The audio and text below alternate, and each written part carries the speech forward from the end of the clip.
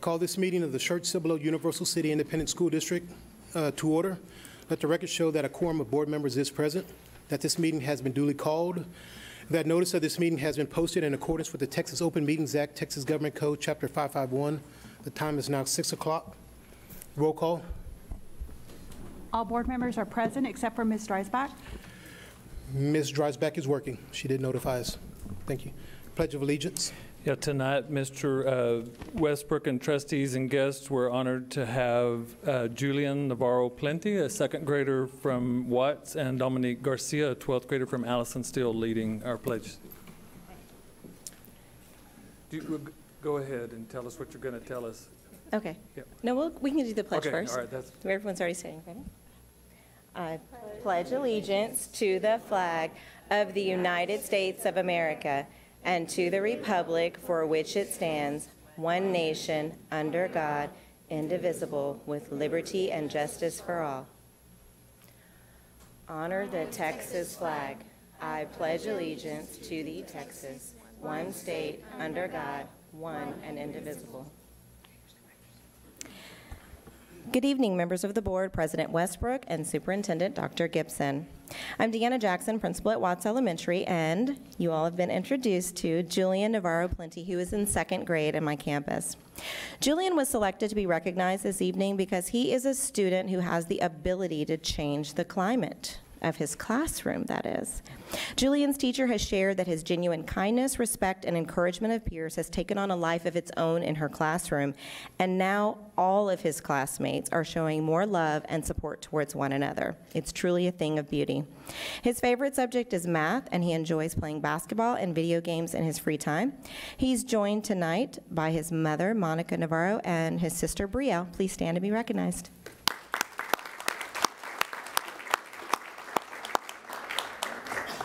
Thank you for the opportunity to recognize this amazing little boy. Thank you, Julian.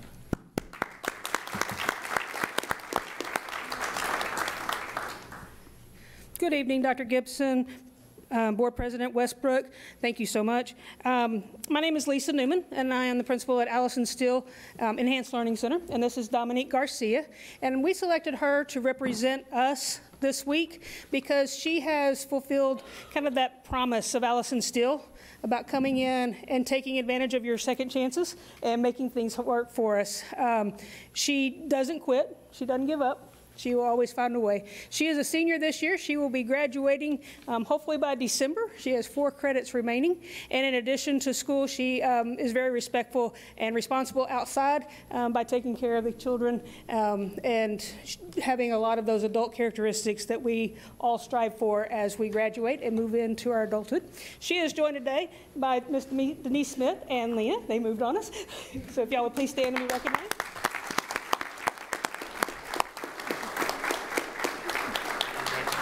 And it's truly my honor to know Dominique as she has gone through this process. Thank you. So Dominique, thank you for all your hard work.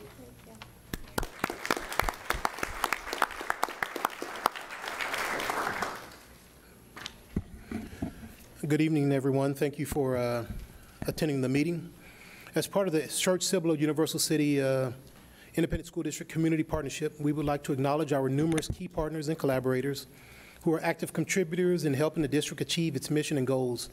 Tonight, we salute partners who help make the Church-Cibolo Universal City Independent School District a destination school district. From the City of Cibolo, we welcome the Honorable Jim Russell, who serves as District 5 Council Member and Mayor Pro Tem. The City of Cibolo serves as a strategic partner with SCUC, providing services to our school district that include growth planning and helping provide school resource officers to keep our students and employees safe. Mr. Russell.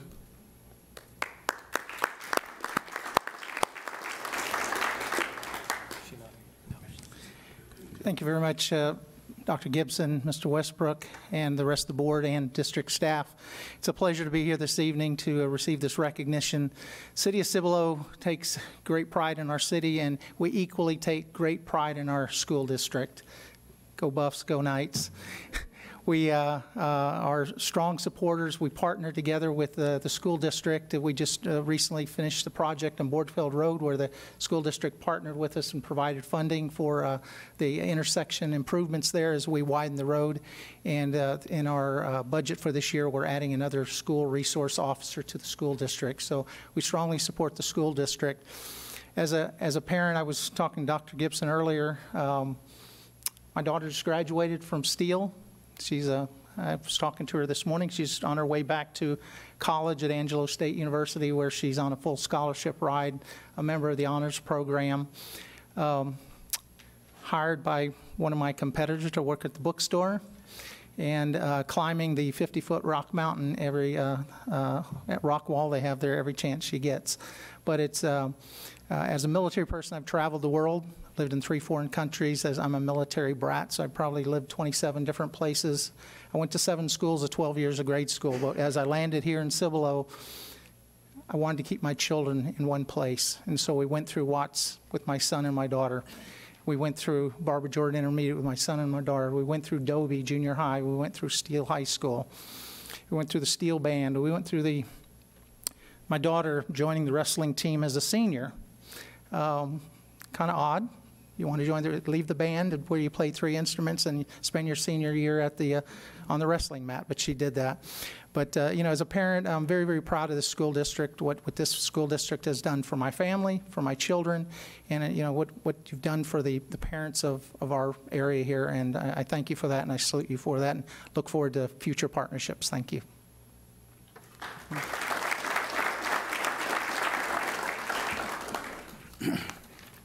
Before we move on, I would like to acknowledge that this is Board of Trustees member John Carrell's last board meeting.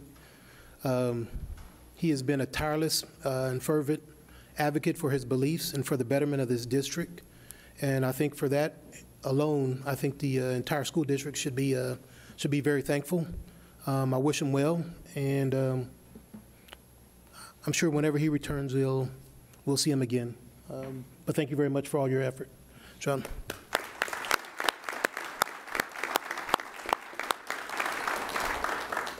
His replacement was chosen on Thursday night on the 13th, Leticia Seaver. I think she will be sworn in approximately on Monday. Is that Monday, Priscilla? Yes, sir. Sworn in on Monday. All right, thank you. Next, we will have the board recitation of district belief statements.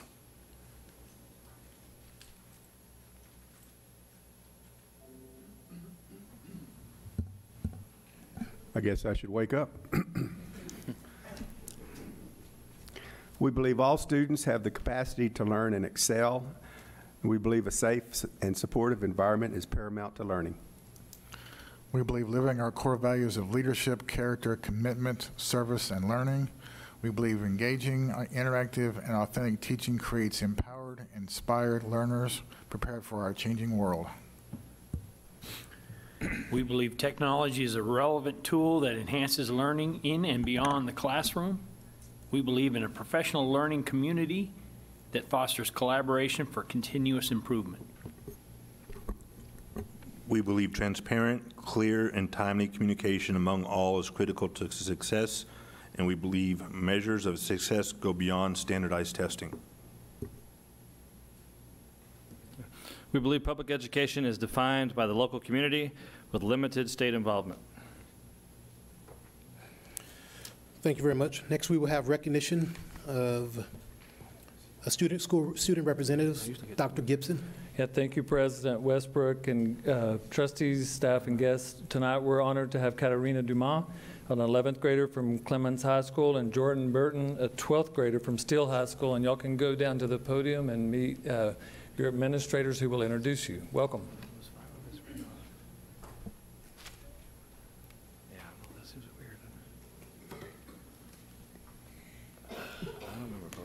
Good evening. My name is Terry Henry. Dr. Gibson, President Robert Westbrook, and trustees. I am honored and pleased to introduce to you Katarina Dumas. She is a junior here at Samuel Clemens High School. She's been in the district for 3 years, and she is the daughter of Catherine and Douglas Dumas. Mr. Dumas is able to be here. They had to divide and conquer.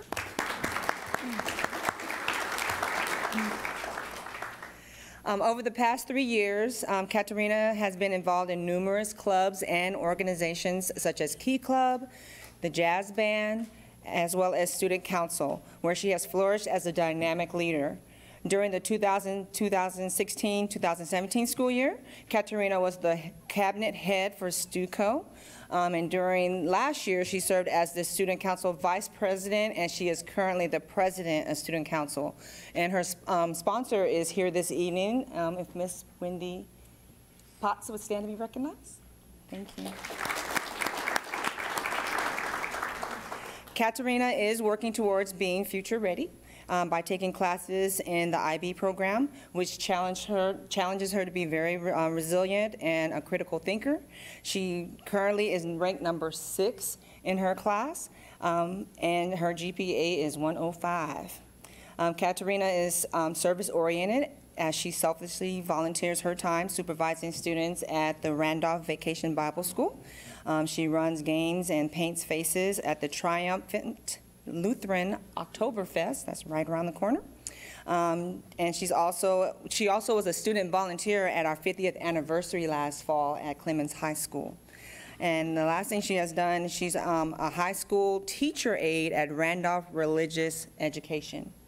After graduating with her high school as well as her IB diploma, Katerina would like to attend a college on the East Coast and major in creative writing to be a writer. But she's always thinking of Plan B, academic Plan B, where she will also consider pursuing a career in law or politics. So I introduce you to Katerina.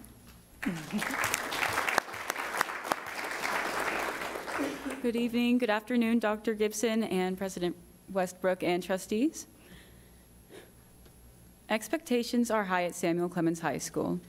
I know this because I witness it firsthand every day. Before school hours, the campus is filled with the sounds of the dedicated band and the drills run by ROTC who continue to better themselves every day. Teachers and staff arrive early and wait for students who are willing to further their education during tutoring.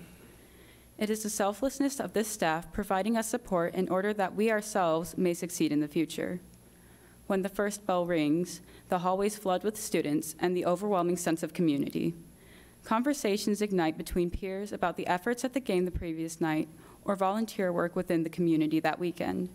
Many of these students do their best to maintain a healthy balance between school and outside activities, which requires them to be flexible, as maintaining such a schedule is no easy task. As for myself, I am grateful for the opportunity to be in the IB program, allotting me the critical thinking skills and knowledge required to prepare me for an evolving future. In addition to this, I have earned the position of Student Council President here at Samuel Clemens High School. This has allowed me to reach out to our diverse population and be able to help them create the environment that they want to see at Clemens. Through school events and service projects, we are able to build our community inside and outside of school, while also learning valuable skills that will be able to help us contribute to the world once we graduate. Many of these traits are tools that cannot be taught in a classroom. Rather, they are learned through experience. What shapes a person is not only the knowledge gained in class, but especially the experiences they endure as students. I am incredibly grateful for the opportunity Samuel Clemens High School has given me, and I hope to use these tools and traits to better the future. Thank you.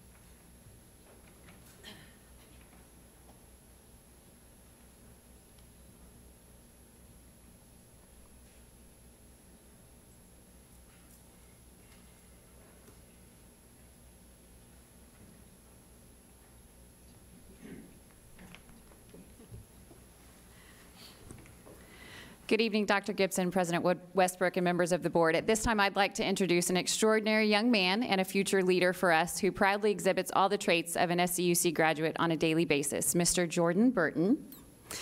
Jordan has attended SCUC schools for the last 10 years. He's the son of Patricia and Charles Burton. As a senior at Steele High School, he's a dynamic leader. As president of our NHS, a leader in FCA, he participates in I Am Second, GT, and Key Club. His work in these areas around campus have helped build the communication skills needed for his bright future ahead. With a focus on service orientation, Jordan also spends his Saturday evenings volunteering at Catalyst Youth Ministries, where he helps maintain the building and greet guests while ushering them to their seats. His participation in Key Club also allows him to serve the community through many volunteer activities throughout the year. Jordan's strong focus, determination, and self-motivated drive have led to many additional athletic recognitions on campus, including second place in triple jump for JV track during his freshman year, first place during his sophomore year, and he advanced to areas in varsity track his junior year. Who knows what this year will bring? Looking ahead and ready to start his future plans, Jordan hopes to attend UT Austin's School of Engineering, a great choice of colleges, I might add. Following graduation, he plans to study aerospace engineering and eventually become an engineer for NASA. Please welcome Jordan Burton.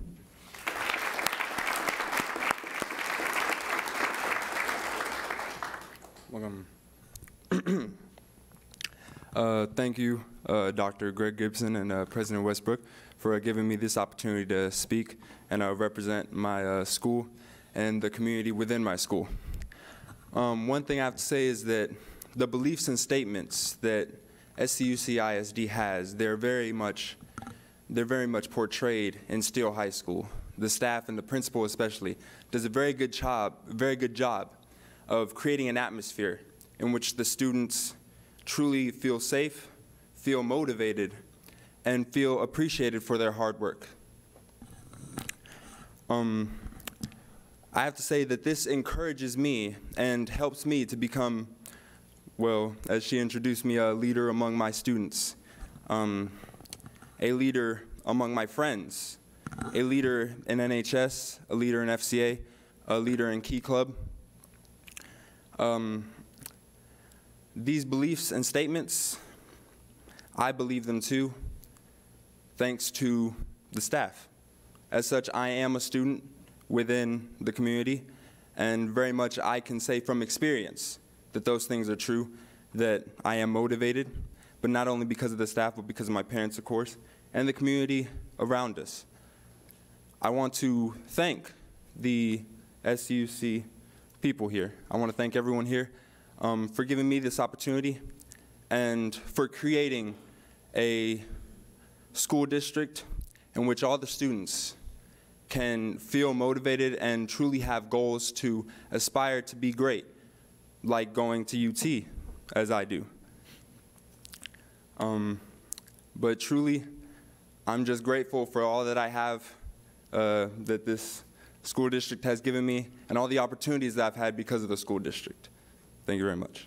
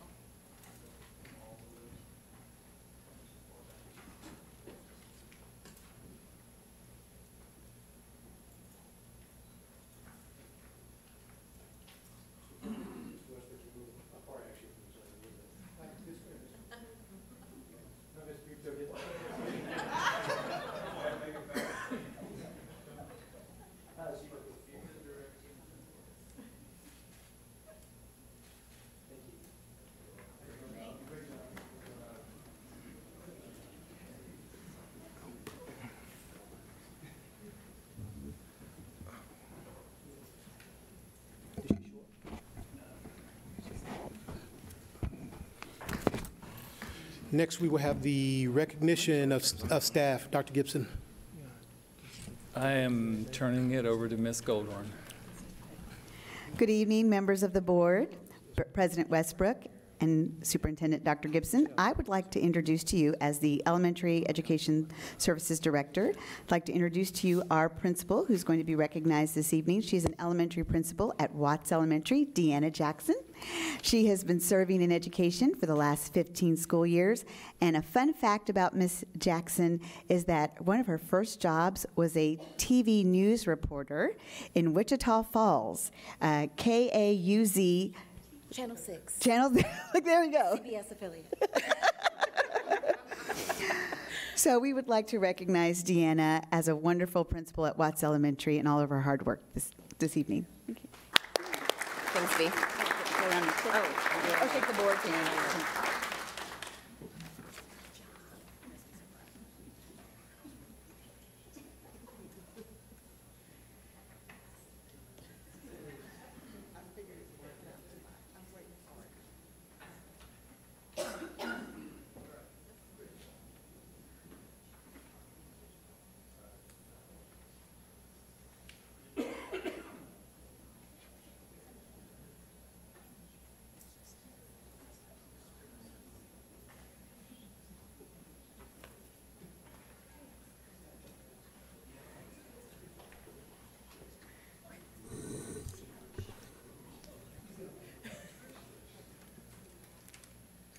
Good evening, members of the board, President Westbrook and Superintendent Dr. Gibson. I'm Brett Limley. I'm the Director of Secondary Education Services.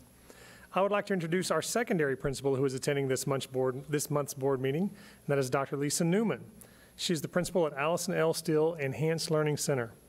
A fun fact about Dr. Newman is that her move to Allison Steele has been amazing, and now the number of schools at which she has worked finally exceeds the number of colleges she attended. 14. So it's college, career, military ready right here. One of all of those. So we want to thank Lisa for all of her hard work. We know that Allison L. Steele is a great asset to our district, and we appreciate all the work you do with our students. So thank you.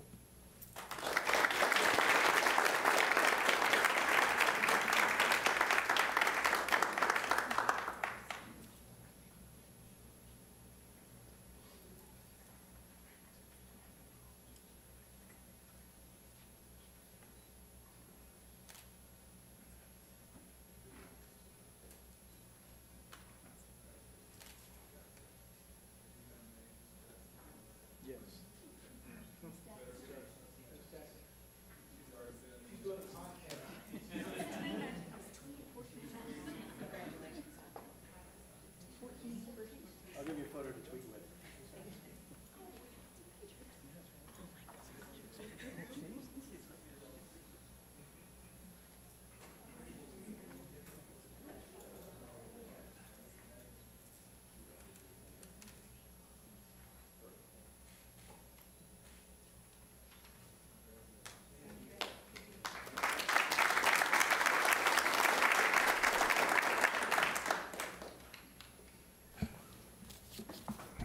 Next, we will have Ms. Jackson, pardon me, Ms. Jackson was also one of my former students back, just a few years ago.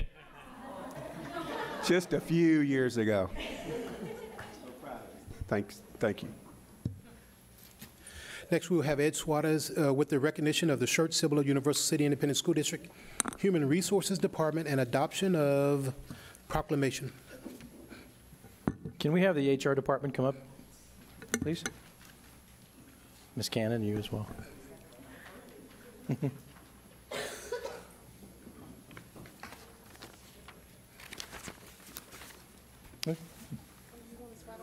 Yes.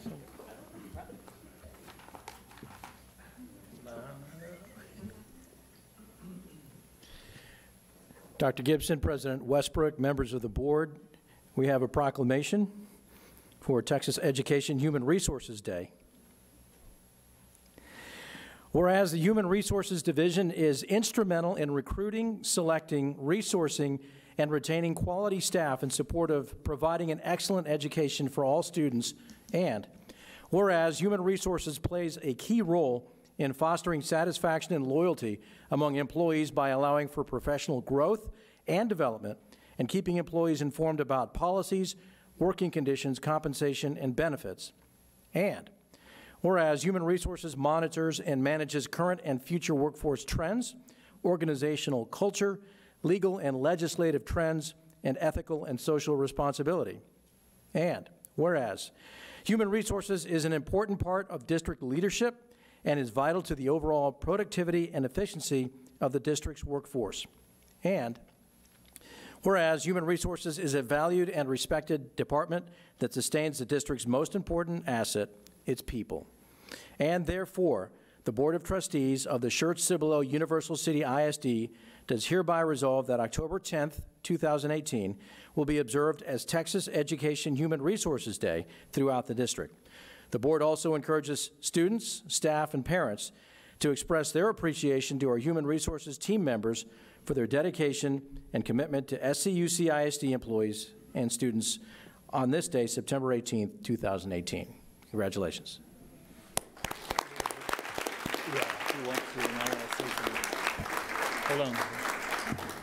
Hold on. Can I get a motion for the adoption? It's a proclamation, right? An adoption? It needs to be Yes, sir. adopted? Yes, sir.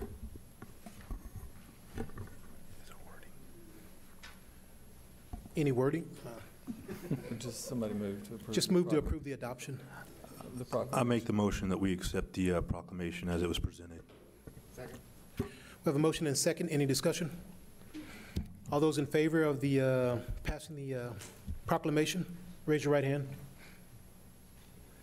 Motion passes. Thank you very much. Mr. Westbrook, before we take the picture, I would, now that it's adopted, I would have added one more, whereas the HR department was told to pack up all their stuff and get out of their office right in the middle of July, yet they still managed to hire over 150 people and have them in place for the start of school. We had a little renovation in this building, some of you, and we're okay with that, Wayne. Don't get me wrong. It's just not a dig at you.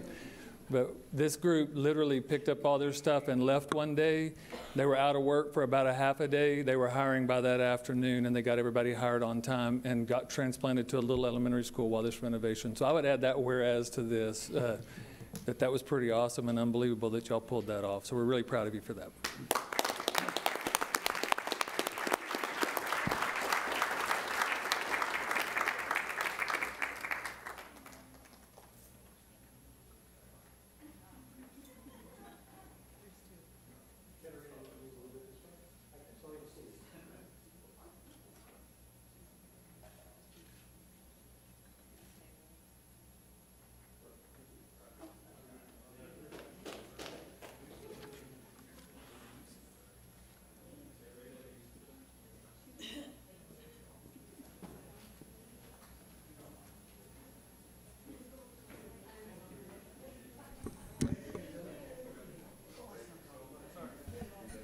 Stay right here.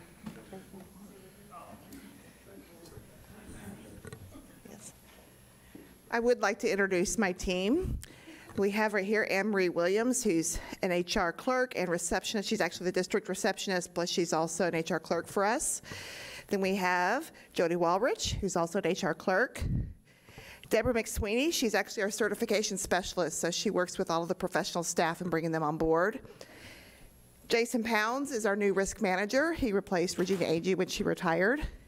And Nina McChesney, she's our HR manager.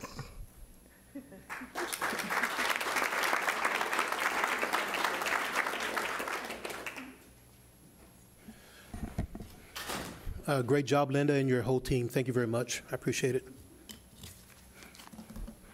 Next, we will have public comments.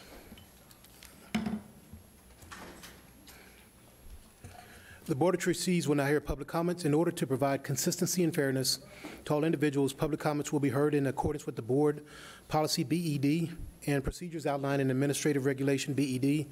Comments should be limited to topics such as policies, curriculum, and facilities. Any directed criticism of a specific employee will not be heard during public comments and should be considered separately as provided in Board Policy. In this context, individuals are cautioned to not identify any employee by name or by any combination of words or descriptions which could identify the employee to another individual. Public comments will be limited to individuals who signed up to participate in the public comment portion of the meeting before the board meeting was called to order. Delegations of more than 5 persons shall appoint 1 person to present their views. Any individual who signed up to participate in the public comment portion of the meeting may not relinquish their time to another individual. No public comment shall exceed 5 minutes. To ensure compliance with time limitations, a yellow card will be held up by the board secretary at 4 minutes, and a red card will be held up at 5 minutes. We will have Katie Cunningham.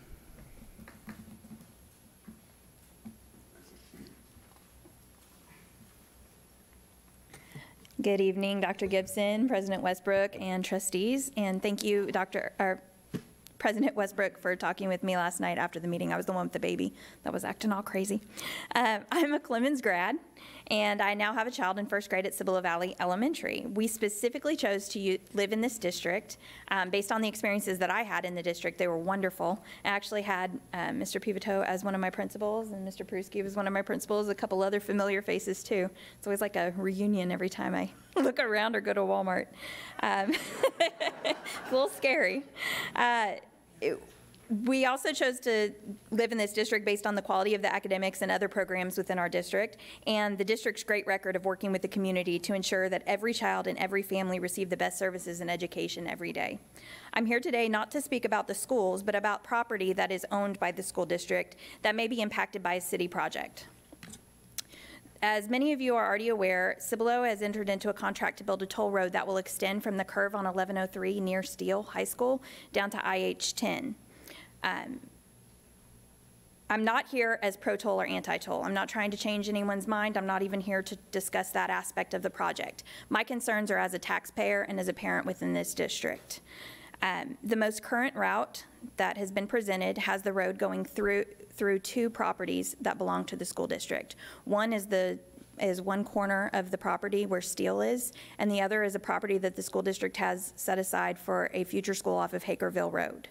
I ask that the board research this project before making any decisions because this will impact us. We are in a very explosively growing area and land is very limited. There's a tract of land next to Steele that's only 20 acres and it's on the market for almost $3 million. So finding land to build a school, if those pieces of property become unusable or impeded and not able to expand based on selling or giving the land to this toll project, could impact our district. It will impact our district in the future. There's a lot of information out there available on the City of Cibolo's website. They have a lot of links to documents, to the development agreement. I'm not sure if the most current map is up there, but I do have a copy of that if any of you would like it. I plan on preparing a packet of information for you with some links and some resources that are all factual based. I'm an analyst for the City of San Antonio. I need to have facts. I don't like hearsay. So I will have that for you hopefully in a few weeks, and I'll get that through whoever I need to get to you. But I wanted to let you know that this is a project that is pushing forward at this point, and that I'd really like you to take the time to really consider the impact of this on the students and the families in the district. Thank you very much. Thank you, Ms. Cunningham. Next, Daniel Kearns.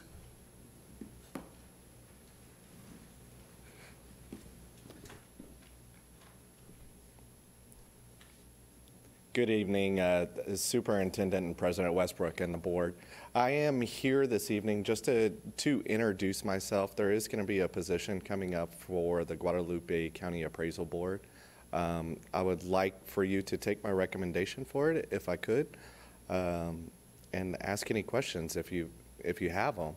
I was terrified that I was going to be going after these students. These resumes that they have are just unheard of. I've never seen anything like that. My goodness.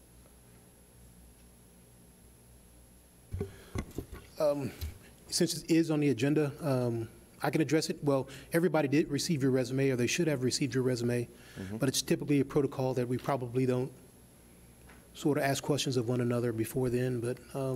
Okay, I wasn't aware it was on the agenda. I apologize. It should be on the agenda for the Guadalupe. Yes, it is on the agenda, but us asking you questions at this point in time is not traditional, is what I'm saying. So, that's fine. All right, that's fine.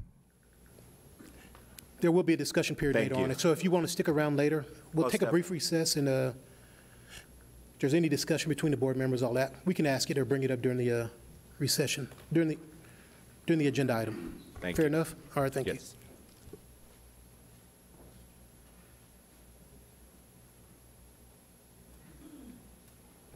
Mr. President Westbrook, hey, just to clarify, so you know, it's item C number 2, so that's when it'll be. Is there any need to have a recess, a brief recess? No? If not, nope. If not, we'll move forward. Ms. Dumas, you want to recess or you want to? Well, we all have to stay to end. What about you, sir? No? You have any homework tonight? You do? Oh, my. They had stone tablets. Oh, I'm sorry. We'll move forward. I was going to talk about his age. Yes. She has to go. Well, thank you very much, Ms. Dumas.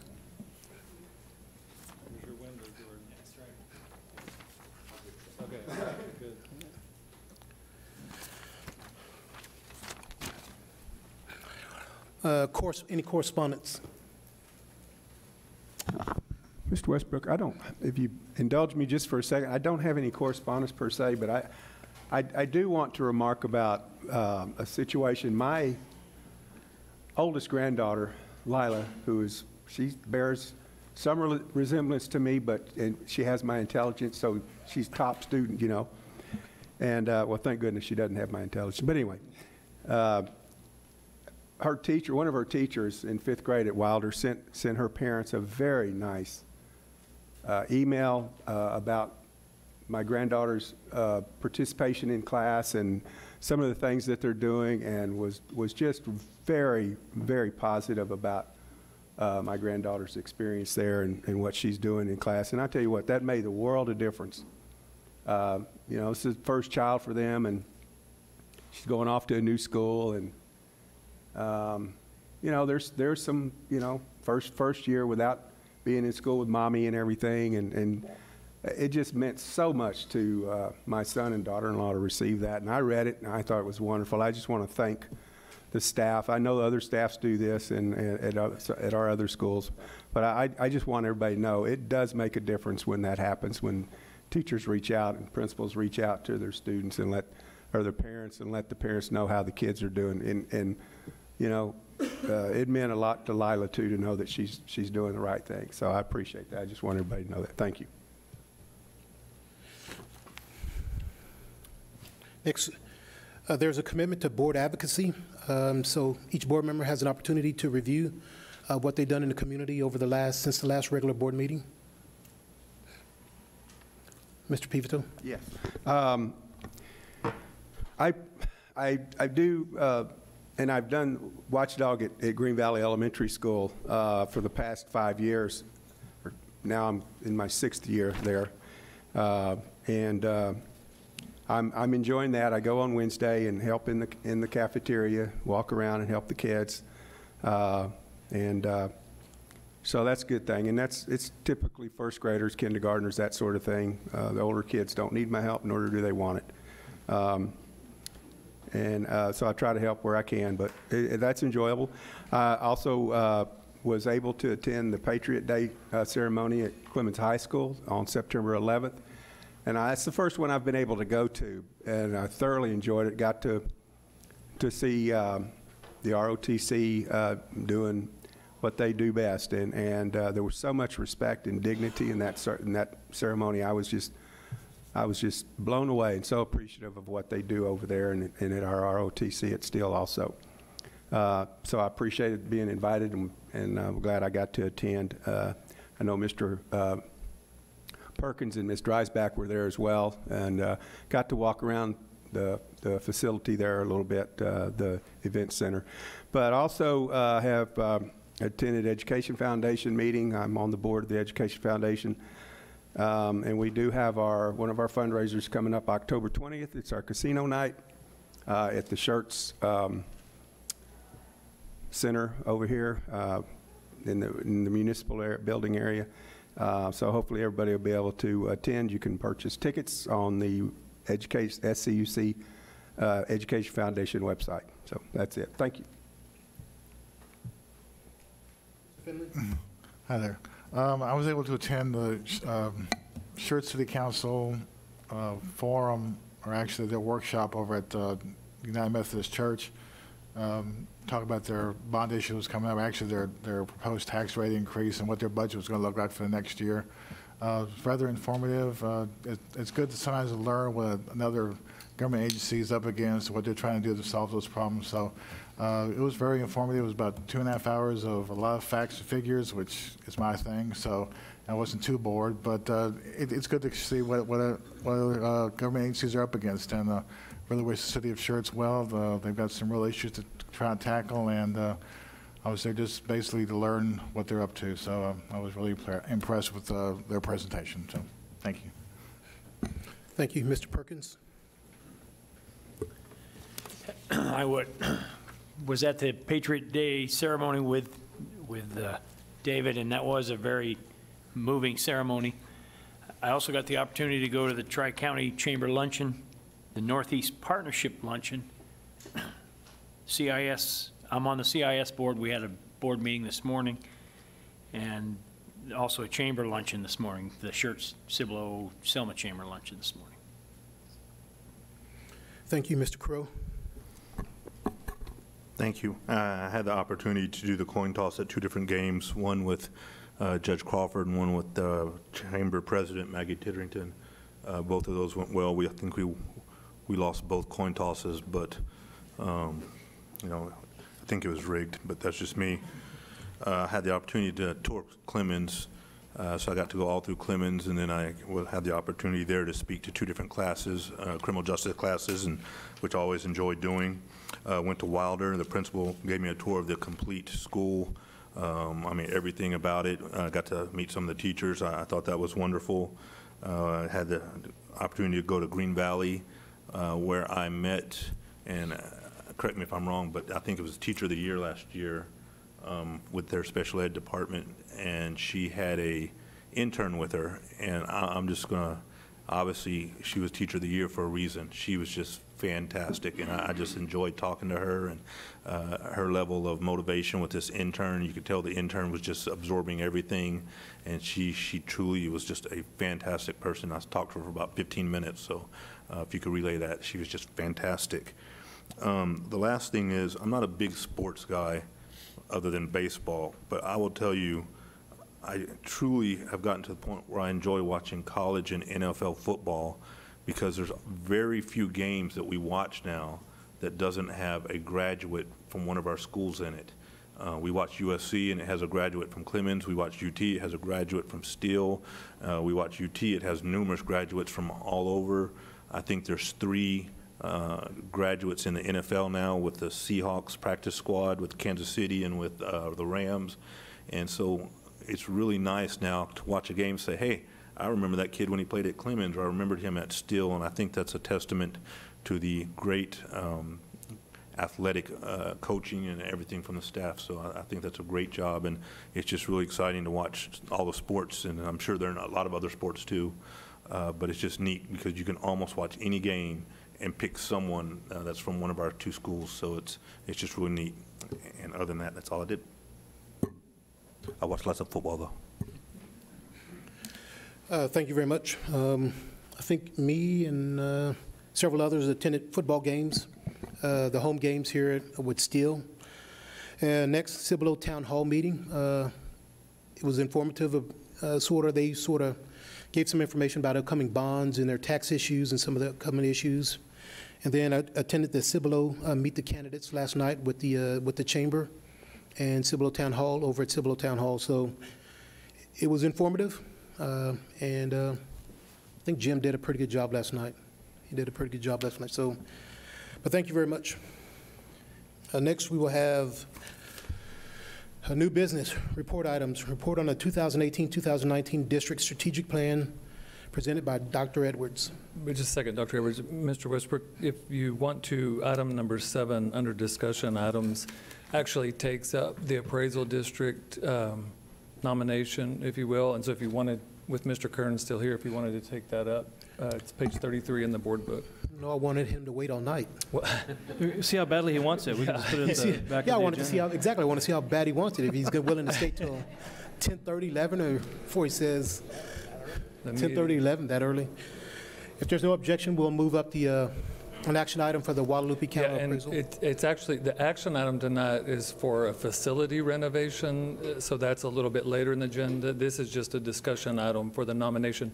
They don't need that until, I believe, 25 October, and so we have time to make the actual action item in October before it's due to the appraisal district. So tonight's just a discussion item. Okay. Request for board approval, Guadalupe County Appraisal District, Capital Page Maloney. No, I'm sorry. This is item A7, Where's A7? a discussion item. This is only a discussion item tonight. Director. The action item is to build a wall or a roof or something. Oh. Yeah, that's a different item. So So here's how it was approached to me. Because of John's resignation, there's a vacancy. He was filling the position on the Guadalupe County Appraisal District. Mr. Kearns reached out to me, and I subsequently notified the rest of the board members of his interest. I basically told him that we usually had a board member on there going back as far as Mark Wilson, John Carreau, and Ed Finley. And so I thought his only opposition was as if another board member wanted to be on that board. None have expressed interest to me thus far. And so basically we're here. What's the remaining term? I don't know how long is the remaining term, John? How long is the remaining term? It's 2 years. So about a year and 6 months, give or take. Okay, so that's what's left on John's term.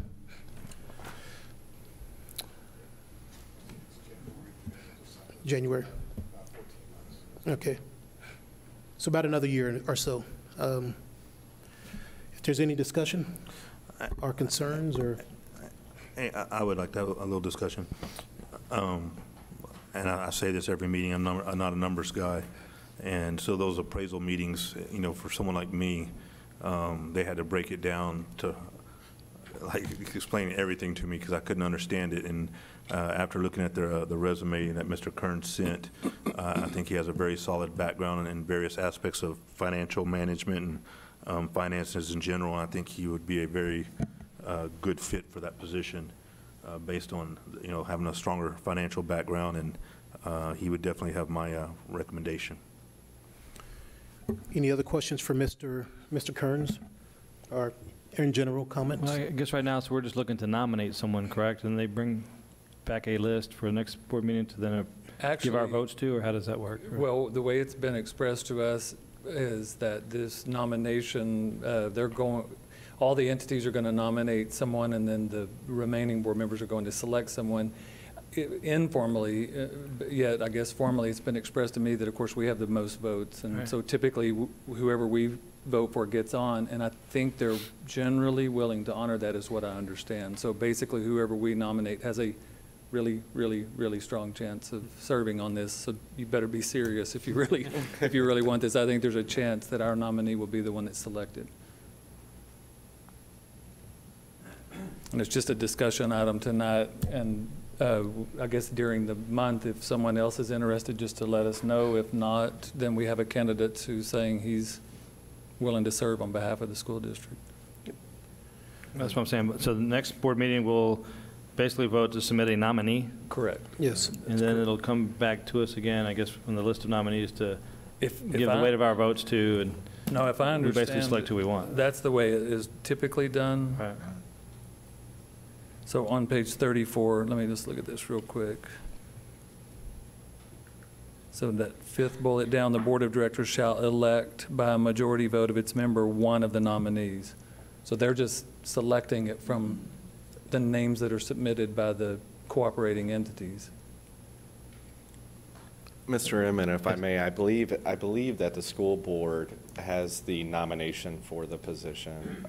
With the amount of votes, like Dr. Gibson said, it does really surpass everybody else's votes, and it's a little bit heavier than everybody else's. That being said, once the nomination goes up, it does go to the commissioner's court for approval and so forth.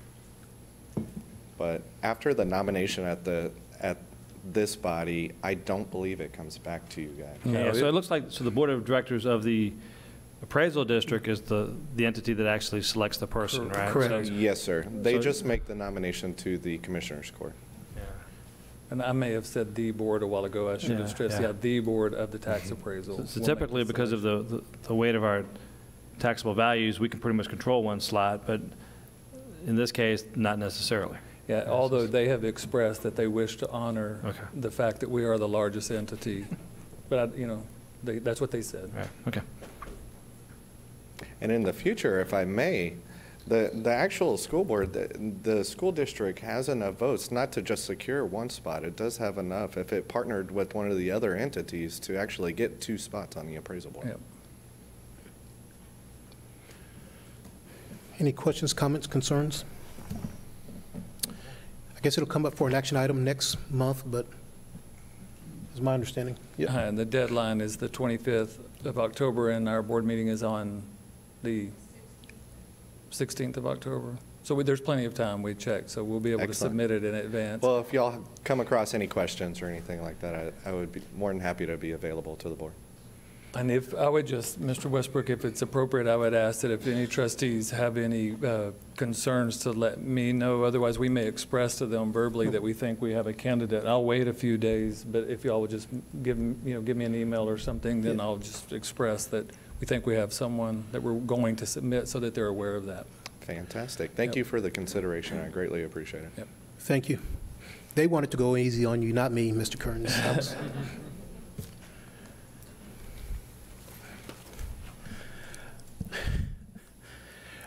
Report for the 2018-2019 District Strategic Plan. Dr. Edwards. Thank you, Mr. Westbrook. Dr. Gibson, members of the board.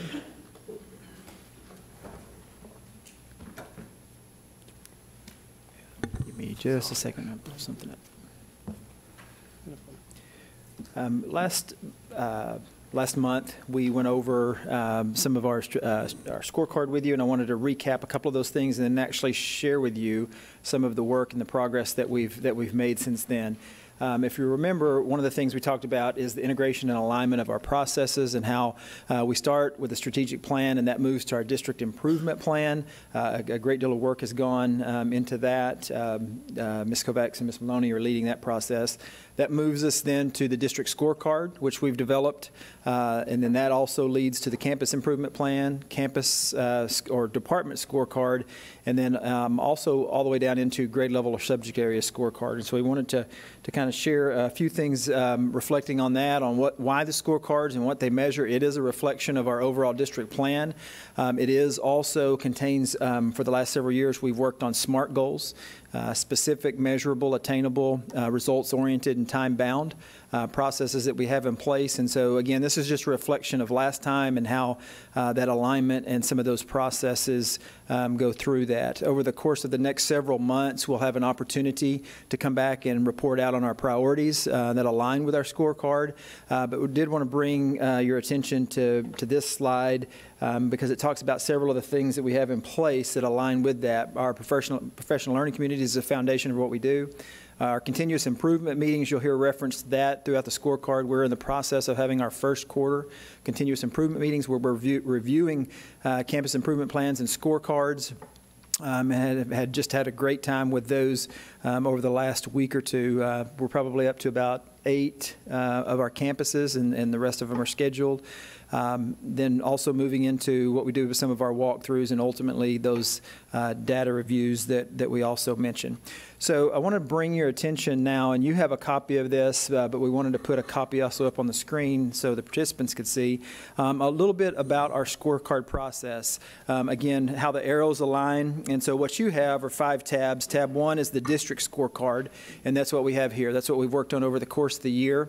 And just a reminder, these the 18 to 22 strategic plans in this top left corner are static. Those are our plans. Those are our goals for the next 4 years for continuous improvement. And then we get into the 3 areas of key annual results. What do we want to achieve this year? How are we going to do that? What actions that we're going to take are in the top right corner. And then in the bottom right corner, how are we measuring that along the way? And that's similar in each of the quadrants of priority 1, priority 2, priority 3, and priority 4. So you can see where we started with the foundation of this district scorecard.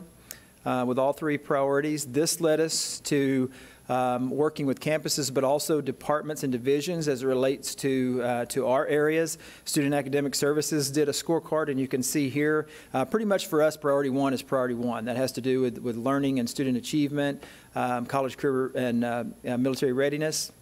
But we also then got into priority two and some of the bands that we have with our Intergage survey or our employee engagement.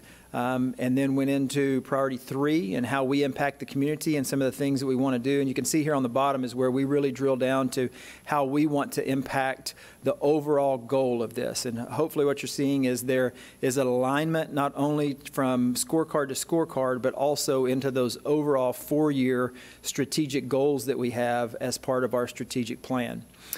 So you can see this from Student Academic Services, each of the departments within Student and Academic Services. So secondary education, elementary education, curriculum, professional development, the 8 areas that lie within Student and Academic Services also have their own scorecard. We're just not showing all of those to you. But we did want to share one of the department scorecards. You can see here our operations side also creates their scorecards and how they support each of those priorities. Our operations staff has already started color coding theirs, and if you remember the red, yellow, and green, red is we haven't started yet, yellow is that we've started and we're making progress on that, and green is that's fully implemented. And as we go through this process, we talk about what we call ADLI, our approach, our deployment, learning, and integration. And so you can see here we've developed an approach, that's the scorecard, and that cascading or that alignment or integration of the scorecard. You can see that it's being deployed as we look at the different scorecards and how that goes. We're learning. We're in those continuous improvement visits we've talked about, we're learning from each of the campuses. We're learning from each of the departments. The departments can review each other's and say, oh, I like that idea. I didn't think about that. You know what? This might apply to us. And so it's really a system of refinement. So those are relevant for us. And so this is an example of our operations, one of our, like I said, maintenance and facilities under our operations scorecard and how they contribute. Each area is a part that contributes to the whole, and that's the district scorecard and our priorities. And so you can see also 3 and 4 for our maintenance. And then we drill down to some of the campus specific as well. And again, this area, the top left box, doesn't change. That's our 4-year strategic plan. Those are our 4-year goals. But then we drill down and we talk a lot about defined autonomy. And so the defined is everybody has this same process of now what our SMART goals look like and how we put that in, and they all align up, if you will, to the district goals. And so you can see some of the specifics of Rose Garden and particularly how the reading impacts them. But then they also can, that autonomy is what is specific to them.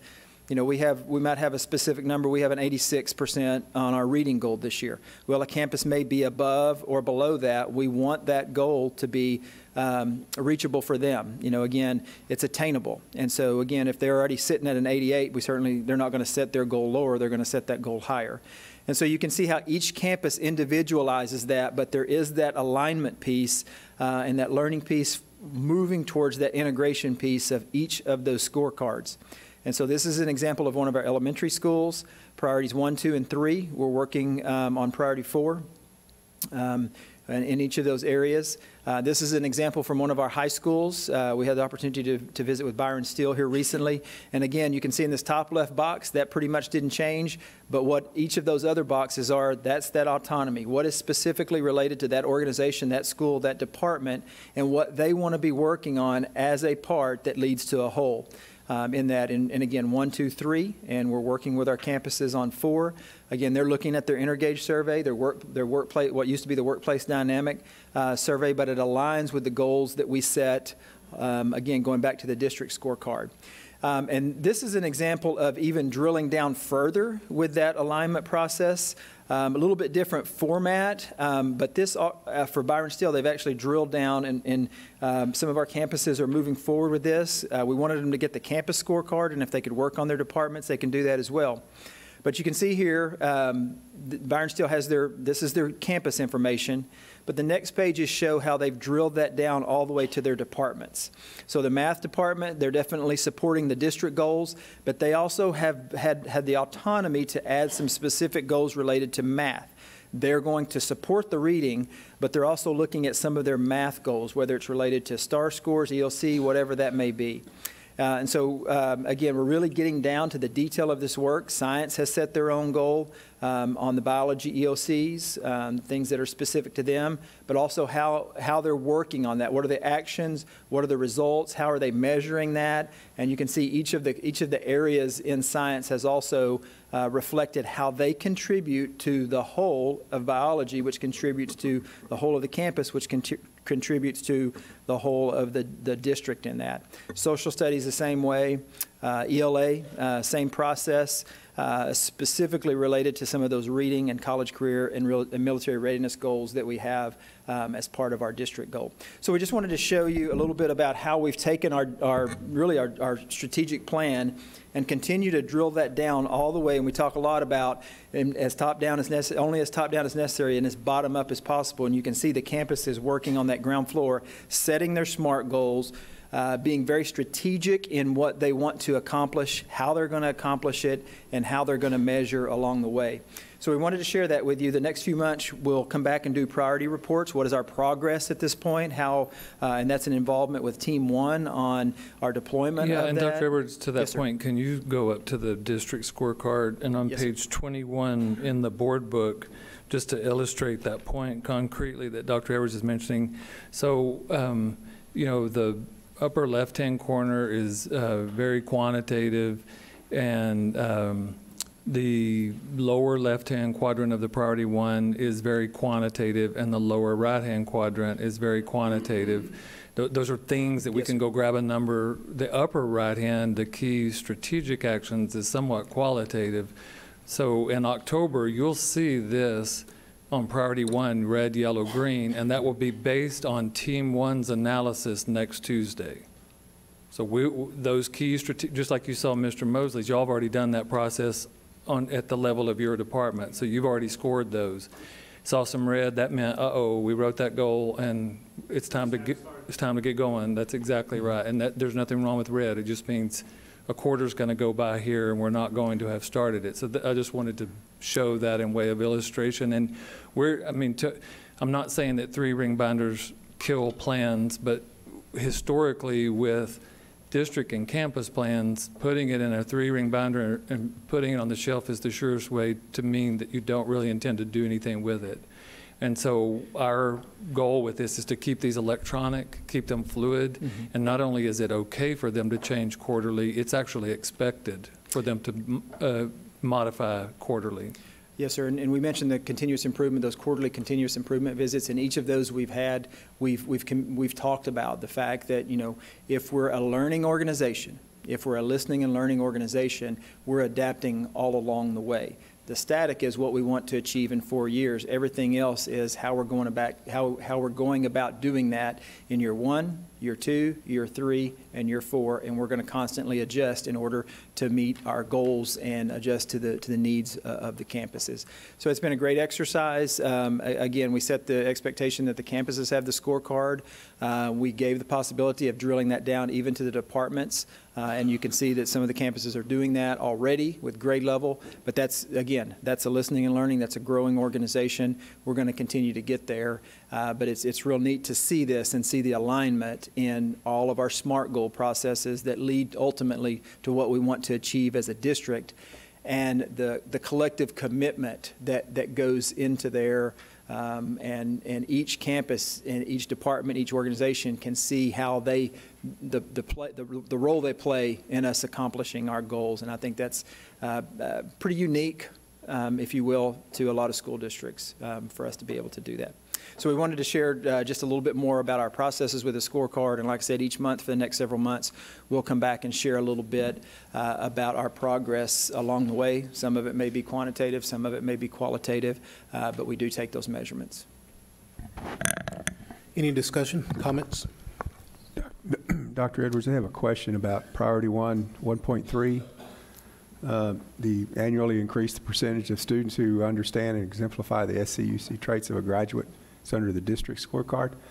How would that be analyzed, and how would that be quantitated as far as, I mean, your first discussion is going to be in October on this priority 1 and goal 1, 1, 1, 2, 1, 3. How is that going? How are you going to be able to do that moving forward? Well, our formative measures along the way could include student surveys that are taking place, different types of just formative assessments like that. I know our athletics, fine arts, and some of those areas are building some of those into, whether it's the end of an activity, end of a sport. Also going through at the end, ultimately it will be part of our survey information, and do our students understand what those traits are. This first year we really wanted it to be an increased percentage of students who understand that and exemplify that. And so there's multiple ways we're going about doing that.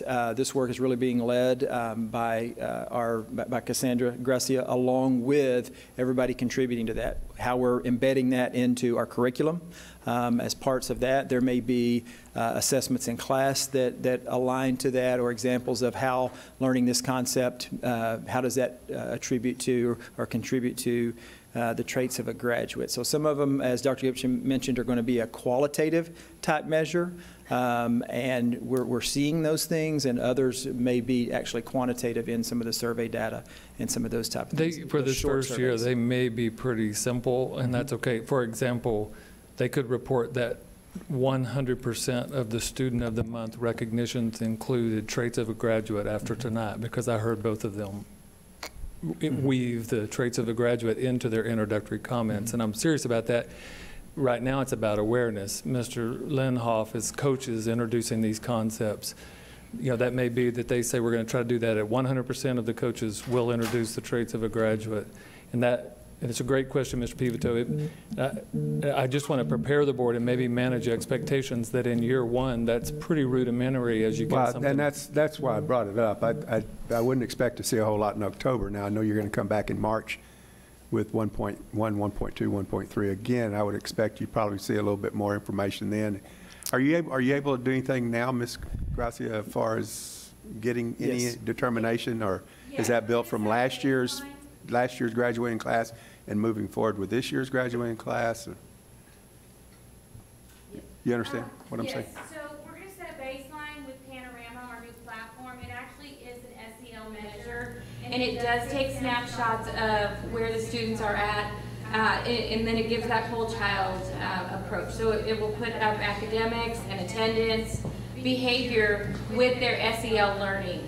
And so what we've done is we've crosswalked the traits of a graduate with the SEL components in the counseling program, and we're giving the teachers tools to implement some strategies, and hopefully their SEL growth goes up and not down. So that's another way of measuring that. So we'll set our baseline here probably in October. Okay, you used 6 or 7 terms that went right over my head. Well, but that's okay. SEL is social emotional learning.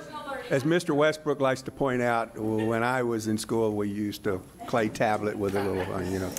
It's okay. Mr. Pivito, another way that we're doing that is our counselors are including those in their guidance lessons. So we're hitting it from a multitude of ways, both from the curricular standpoint. Our content coordinators are working with our teachers to embed that in our curriculum where it fits in certain areas, in all areas. Our guidance lessons, we've got a real push with our counselors and utilizing their roles for what they're intended to be, and this being a part of the guidance lessons on there, our extracurricular activities, a variety of things. We've had elective teachers that are reaching out to us saying, hey, I've included this and embedded this in my lessons with little tokens or medallions or different things that they're using and utilizing. So it's really caught on, and we see a lot of momentum with that, and we want to keep that momentum. Yeah, you know, I see on Twitter our graduates who have gone on and are now graduating from college, and you know, I always think about that. You know, is what got that person through, and what made them want to achieve, and hopefully we had something to do with that. You know, so I'm looking forward to getting this information. I think this is really good information to have moving forward. So thank you. I appreciate it. We also expect to see that in our community surveys, parent community surveys as well, that they're also, and they have been acknowledging that, hashtag tweeting it, various ways that they've also been saying, hey, we love this. We were at this meeting and they talked about that, and those type of things. Yeah. Okay. So thank you. Any other comments or questions? I will ask sort of three questions. I don't know how they, in which order. So on the district scorecard, priority one, the key annual progress monitoring measures, how are those weighted? Like, are they all given equal weight whenever you determine, like, is student surveys weighted or more valuable than the student reports, or no? No, they're just all ways to measure that. There's not a criteria or anything that has been established with that. They're just different ways to measure the totality of that. So you just take all that information, and then, so how do you determine if it's working or not, or success? Well, those are leading indicators. The student surveys? Yeah, the monitoring measures are leading indicators. So it's just saying, instead of us using words to say, hey, everything's going great, we try to quantify it. Mm-hmm. So it's like, prove it up. Give us a number. If it's going great, show me a number. Yeah, and so one of the ways we've talked about is that you can actually quantify qualitative data if you debate based on the information. So, and I will say this, this is the first year process for us, so I'd love to be able to sit here and answer specifically every one of those questions, but as we talked about, this is a learning process. It's first year. It's the first year that we've drilled down to this level when you look at that, and so we're gonna learn and grow. We'll take what works for us, and we'll continue it. We'll take what doesn't, and we'll adjust. And like I said, it may be that we adjust after the first quarter, second quarter, end of the year. Okay. Explain universal screener. What is this? The universal screener, and we'll let them jump in. Basically, we just went through that RFP process on that within the last, well, actually, it seems like the last 36 months. But it's part of how we measure learning for our students at multiple levels. So, Ms. Kovacs, Ms. Goldhorn, you want to jump in and share that? A universal screener is used for math and for reading specifically, and it's taken 3 times a year, beginning, middle, and end of the year for all students up until grades 9th grade, I think is what we've established for this year, so pre-K through 9th grade. They take the universal screener's assessment, that they take a quick assessment on the computer, and it gives a baseline for a teacher to understand where their student sits in the area of reading, in the area of math. And from that universal screener, it helps to guide the teacher's instruction moving forward and helping that student to grow in their learning. So last year, you're probably familiar, we used iStation to determine our progress on one of our goals, and that was second grade reading. As Ms. Goldhorn said, we started off with the beginning of the year where the students were coming into us, where they were in the middle of the year, where they were at the end of the year. So we used that iStation data. That's what we reported out to the board. Now we're using NWEA or MAPS for the academic part of that. Ms. Gracia mentioned Panorama. We're also using that as a screener for the social-emotional part of that because the emphasis now we have on ensuring students are also making progress in that area. So that those two are what we would consider universal screeners, and they measure where we are beginning, middle, and end of the year. So that's a specific quantitative number that we can provide. Okay. Well, I do appreciate that because I think the goal is to get everybody on, reading on level by 3rd grade or something to that effect, because anything after that is sort of detrimental. The next one was Panorama. I did have a question about Panorama, but that's sort of like the universal screener except for social emotional learning. Social emotional learning, and it's helped establish a baseline. So once you establish a baseline, then for the next 2, 3, 4 years, for the life of this strategic plan, we can sort of gauge, our progress more or less. Right. Yes, sir. Okay. Now, the toughest question is how would you determine failure, and not necessarily failure, how would you determine not as much success? I've read two monetary books so far. The one Dr. Gibson gave us maybe a year or two ago, then one that Paige Maloney gave us. At some point in time, you have to determine what's working and what's not, and so how do you determine if it's not working? Well, part of it is you see the data. The data tells you whether it's working or not working. When we look at, if you're talking about a screener or something to that effect, that's not necessarily a program to determine whether it's working. That's going to give us the data to determine whether or not what we're doing is working in that sense. Are we making the gains that we need to do? That's an assessment tool, and so that's one way that we will measure that progress along the way. We talked about student satisfaction, parent satisfaction, all of the employee satisfaction. All of those have quantitative numbers that we can go back and look at and determine whether or not we're making progress. When we look at our Intergage survey data, those numbers, and that's where when we talk about the SMART goal, it's specific and it's measurable in order to determine whether or not what we're doing are making gains. We also do that informally. We do district services surveys. We do informal surveys along the way. We do interim surveys like the Intergage. We're going to poll our DIC to determine is what we're doing working at a midpoint instead of getting to the end and say, well, we really hoped that worked the whole year. So those are where those assessments along the way, those formative measures come in. And to answer that question, though, to expand on what Dr. Edwards just said, so the staff will produce the results for the board to look at this coming January.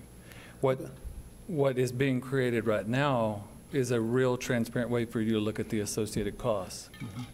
Because in order to determine return on investment, you have to make a determination if that cost is worth that number that we've achieved. Exactly. And maybe my memory's bad, and it probably is. I played too much football. But here's what I would say is I cannot recall a time where the administration ever said, this absolutely did not work and we need to move forward and find something different. It's always sort of a justification for moving forward or tweaking what's there. But year in, year out, you know what I'm saying, by the end of this strategic plan, we're 4 years into a strategic plan, and we're still monitoring and developing and tweaking. And no, we've let a lot of things go during the course of the last strategic plan, I assure you. And we could start making reports for those. I think that for this strategic plan, the way it's being structured and the way the budget workshops are being structured, that will be the process. You'll see the cost associated with each number that we're achieving. The board will.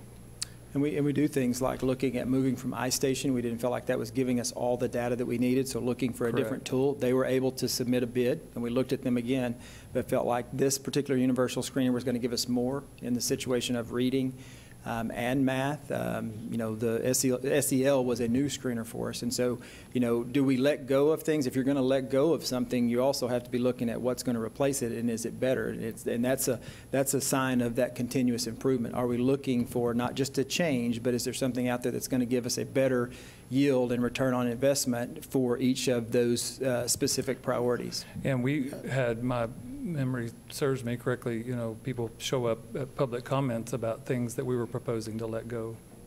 Yes, sir. Okay. And we didn't let it go. So when 10 parents show up, that's a longer discussion. We'll go on. It's different report. Yeah, it's a different. Thank you. Next, we'll have a report, September 2018 construction update. Mr. Pruski and Mr. Mosley.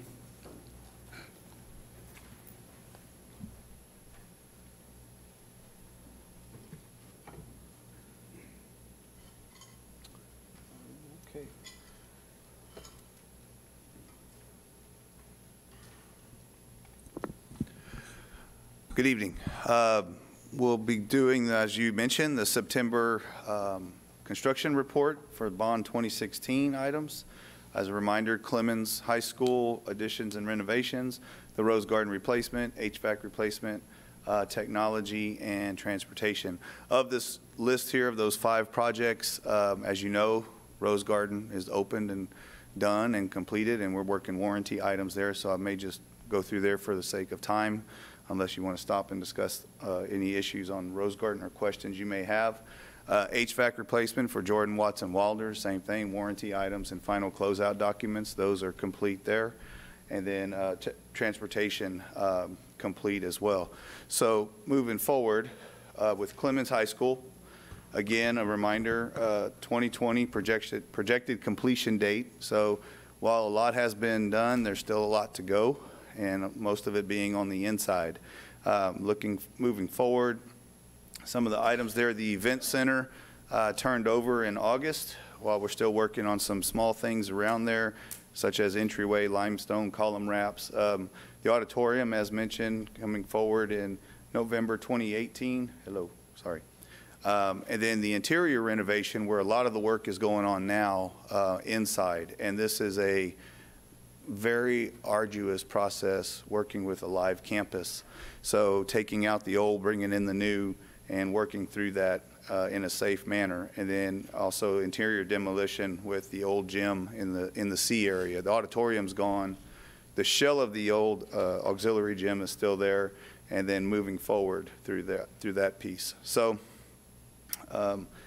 just as a reminder, there's the overlay of the campus. And then I think we've all seen these before, so unless there's questions, I was just going to go through some of these pretty quickly. The views of the campus there, the auditorium and the gym side.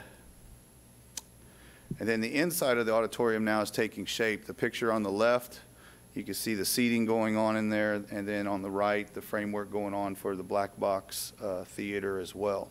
So same kind of configuration as what we have at Steele High School.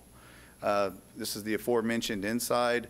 This left picture, that's a corridor. Those are the teacher mailboxes on the far left. And then to the right, that is plywood partitions there for doorways and windows that are coming forth. And then you can see what they're kind of blocking is these pictures that you'll see now going to the right, the work going on inside. So trying to keep people safe and having a barrier there. And then this is what I was kind of talking about. There's a lot happening inside there.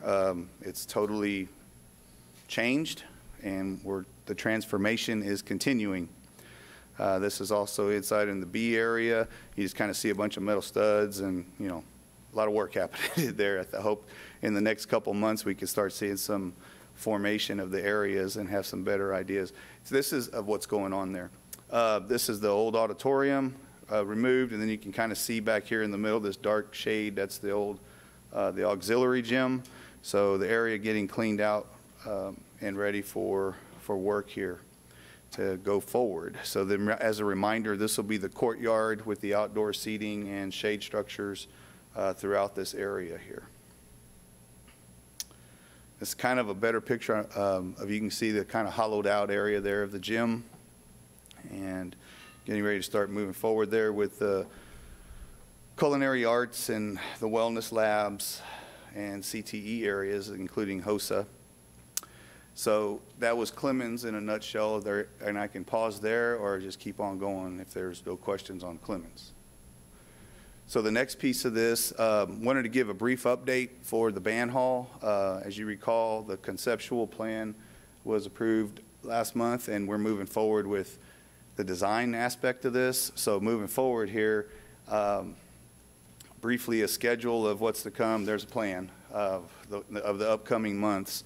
So currently we're in the September, so we're kind of around a 50% document review, and that's a metric on the planning phase. A lot still is going through. We're basically maybe halfway, but I wouldn't even say, well, I'll say it, it's 50. But looking forth on the highlighted areas, there are the items that will be coming forth before the board. While we will keep you updated through the progress, as you see there, final design discussion in November, and then final design action for December to allow us to go out and put the documents out on the street in January. And the bidding process then, having the discussion for the solicitation award in January, and then awarding the project in February of 2019. That allows us a quick setup and start time, notice to proceed in March. So the band hall to take place, so starting there before school starts in order to have substantial completion in July. And that's going to be pushing it. So there's some parts of this, as I go through the next slide there on the plan, this may actually, to be totally transparent, substantial completion may be in July, but we may not have the whole thing complete until probably August. So just, you know, and that's the plan at this point in time at 50% drawings. So on the left is kind of the conceptual plan, kind of stayed the same. We're staying in that #1 fashion, so to speak. But in looking at some things, we looked at an area to make some positive changes and actually add on to the band hall itself. And this area below the line here would be in addition to the band hall itself. I think I did that right. And if you can orient the orange in that lower box, that's the current orchestra. Mike, help me out there, orchestra area. I wanted to make sure I picked the right program. But what we did, and what the design team did, is they flipped it 90 degrees, and with that additional area, we're capturing some additional storage. And as you may recall, storage is a big component and a big concern for the program. We have adequate space for the program itself, but moving forward, the need for storage is there as well. So just to orient you, the baby blue, those are the practice rooms, and they're more disseminated throughout the programs now. The current setup now, the practice rooms are set upstairs above, in this area above the main hall. And this being the band hall 1, or rehearsal hall 2, and then now the rehearsal hall 3 by plan. And entry being from the courtyard as it is now on the east side, plan east, but still having the access areas and exits on the west, or I'm sorry, come on, Pruski. This is east, this is west. Sorry, I'm getting ahead of myself. And then still having this access, the main access back here to from the office side. We are not complete here. Like I said, this is kind of an area, and working with Mr. Leip and through the communication channels there, this storage being on one side, and then the rehearsal halls and the practice areas there being on, as noted there in the baby blue. This also then will encroach upon some of that dirt area that you saw from the Clemens report, the courtyard. So we are going to encroach a little bit, roughly about 20 to 24 feet into there, into this area. So again, this would be a new piece. So what does that do to the band hall? We're looking at the addition being about 2,300 square feet, and then totally on the add for storage of about another 2,000 square feet. And then wanted to also mention, we are considering into this red box up here, also, let me do that again. This is on the outside of the band hall, behind the auditorium now. There's going to be a planned grass area back there, basically a big triangle shaped area. And we're looking there to put in some storage for a storage building or some sort of storage, for lack of a better word, I'll keep it at a building, but not a true, two-story type building, but a storage building there for the fine arts program to include band as well as campus storage. So let me see. Yep. So there is basically where we're at today, at roughly 50%. We're still trying to make the pieces work and the storage work. And are there any questions on the band hall aspect? Okay. So moving forward, Rose Garden, as a reminder, Rose Garden dedication is this Thursday. So we'll get to be there for the formal dedication of the campus. It is 100% complete, and as mentioned, we're going through the warranty process on that campus and doing the closeout process there as well, which could take a while too. That takes a couple months. So we'll just cut through some of these. Watts Wilder Jordan, as mentioned, complete, moving forward, going through closeout process and warranty, so tidying that up. Technology, working on the retrofit of the classrooms. It is a 3-year project utilizing combs, also with the network infrastructure and the phone replacement throughout the district. So the monthly look ahead, phone replacements by campuses beginning in the week of September 24th. The network infrastructure is being installed, that is initiated, and then panels complete, and looking in the planning for phase 2 begins in October for those campuses receiving the panel displays. So as a reminder, we haven't seen this, and I just wanted to do this month to remind where we are in the facility master plan process. Everything to the right of this first green bar, being the bond, is pretty much engaged, complete, or in process. Clemens being still active, and technology being still active. And then we're looking at this proposed, these are areas now that are just planned. Nothing's been formally proposed yet.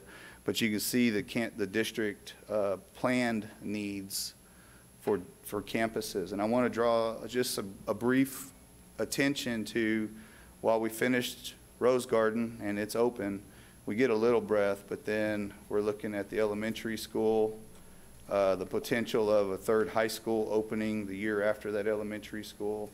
But right between there, we're watching this very carefully of the intermediate and the junior high campuses. Those, as you can see, are not colored in. So we're doing the data, watching the information, that being our enrollment. And then looking further down on the plan, you can see through there the CTE. And this is technology, land, the purchasing of transportation, and then the HVAC as well, and the bond. It overlaps, as you can see, to another bond referendum, possibly in the 2023 timeline, to also deal with items after that. So, and Mr. Persky, if I may, the other night, what I think I heard our financial advisor say is his thoughts are that those two green lines, the middle one and the one on the right, may have to shift at least 1 year to the right. Right. That's what I heard him say. Right. Okay. So I was going to close with that. So while this is a draft, these green bars could slide depending on the data available to us, as well as the financial shape or structure of the district. So I just wanted, as a reminder on the facility master plan, of what we're following and what we're doing onto that piece as well. That's the driver of these bond project, or the bond program as well. That is all. If there's any questions, I'll be happy to answer. Mr. Bruschi, how are construction prices going right now? They're going up. Well, yeah. It's quite a bit. Are we talking about a kind of this kind of curve, or more of the it's kind of hard to pinpoint, but I think we're going to normalize back down to the 4 to 5 to 6. We kind of had that preliminary jump after Harvey, and then watching those, it could be dependent on, they have a hard time of actually bringing prices back down. So once they kind of get up there, they kind of like to hold that and then continue to grow. I believe we're still moving forward with a 5 to 7 inflationary rate onto that. And it also depends on materials and design. Hope I answered that to a point. Yeah, that's fine. Thank you.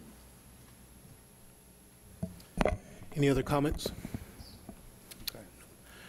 The next one also, I just wanted to jump in there. There's a 13 project, the aforementioned, as Dr. Gibson mentioned when we were recognizing HR.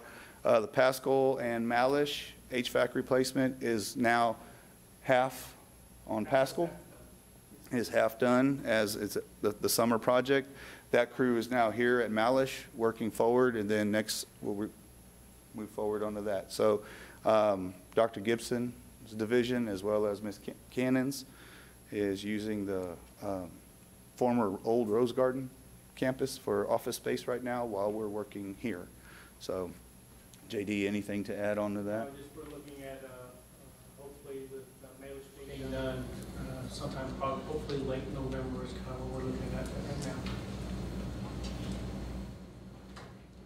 Okay. If that's it, thank you. Thank you very much. Next, we will have Linda Cannon present for the annual report on staff code of ethics.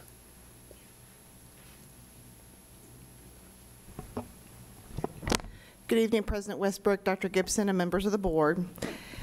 In the board's good governance self-check, there is a criteria for consideration that the board receives an annual report regarding the code of ethics deployment for staff members in the organization.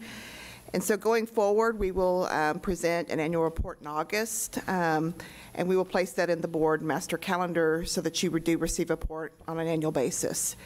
However, our deployment of the Code of Ethics, the Educator's Code of Ethics, is found in Policy DH, and we do expect all of our employees, no matter what department they work for, what their title is within the school district, everybody is expected to follow the Educator's Code of Ethics. At the beginning of the school year, we roll these out through compliance courses. There's several different courses that all employees are required to take. These are online. One of those courses is the Code of Ethics, and then there is an affirmation statement that they sign off on, the employees do, that they will follow the Code of Ethics. When we have any suspected breaches in the Code of Ethics, we always investigate. Typically, whether it happened in a department or on campus, typically HR is going to help lead that process within the district and help out the campuses and departments, and then follow up with any consequences as far as the Code of Ethics goes, if necessary.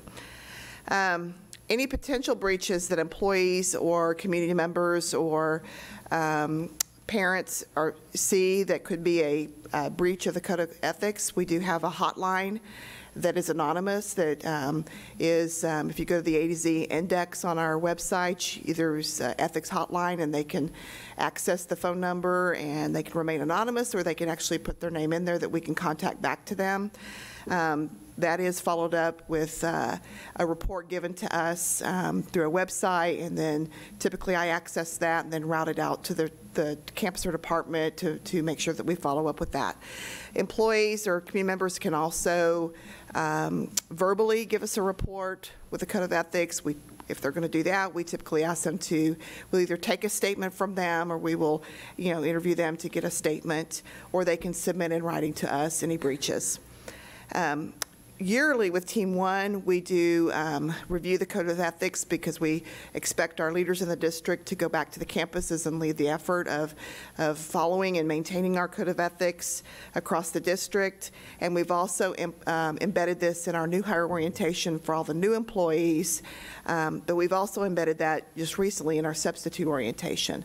They're given a copy of the Code of Ethics, and they sign an affirmation statement saying that they understand and will follow the Code of Ethics. So we've done a lot of work to make sure that people understand what those Code of Ethics are, where they're located, and that any behaviors that we see that are potential of violation of it, we're going to act on those behaviors at any point in time.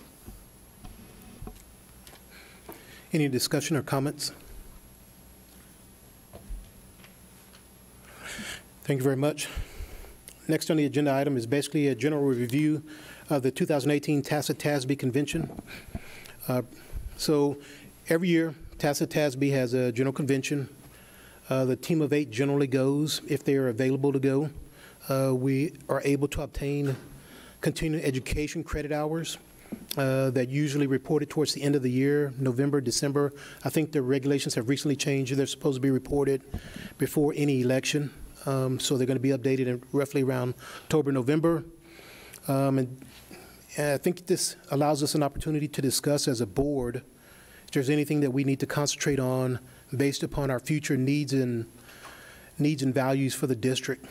I know we're going to have an oncoming onboarding, a new board member, but I think between Dee Dee and Priscilla, they'll take care of her sort of needs for continuing education and probably recommend some stuff to her. But if there's any comments about Tacit TASB coming up, or any needs that we probably need to address,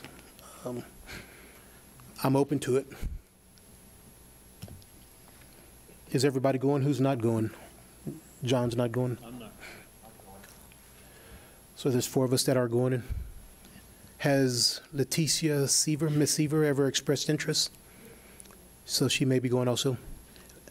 I do know we have a football game on Friday night.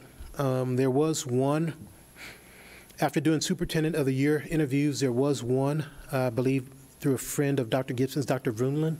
Is it Vroonland? He is having a presentation on basically trying to find a way for the board to become accredited, sort of board accreditation. It was a novel idea. I think we were all sort of in the forefront of sort of doing well as a board and doing, good governance as a board. And so this might give it a little different perspective. So I'm going to try to attend. If not, it's a novel idea to sort of have a board accredited, not just each individual or good governance. I think it's taking good governance a step further. He's going to have a presentation with his board and in the district. It's a board accreditation. So. And I have spoken with him, and he and I did our master's degree program in Wichita Falls, Texas. Deanna was not on the news while we were doing that, but But thank you very much. I don't know what it entails, but. Was Wichita Falls really a place back then in those days? Yeah, it was. I'm sure it wasn't a place until Miss Jackson showed up. Mr. Westbrook, does the district have any presentations? Yeah, thank you, Mr. Chairman. Friday afternoon, 2 and 2:30, we're presenting on the metamorphosis of my appraisal instrument, its alignment to the scorecard and to the TASB document. And they've done it a little bit differently this year. It's a back-to-back presentation, each 30 minutes long. So they're doing kind of like a school district spotlight on Friday afternoon. So we're part of that. We are leaving here, I think, about 7 a.m., at least Mr. Asbeck and I, if not some other ELT members. And the second presentation is over with, we're heading right back for a football game. If anybody wants to get in that vehicle with us. That was your offer, or my offer. Next, we have this will be board member annual training report, generally presented in November. It's going to be next November. I guess Priscilla will have all the data in November for all of the, more or less, I think all board members have met their training requirements so far, from my understanding. So. Yeah, we have, so that now that we have our new trustee appointed, we were going to do the second half of our team of 8. Is that right?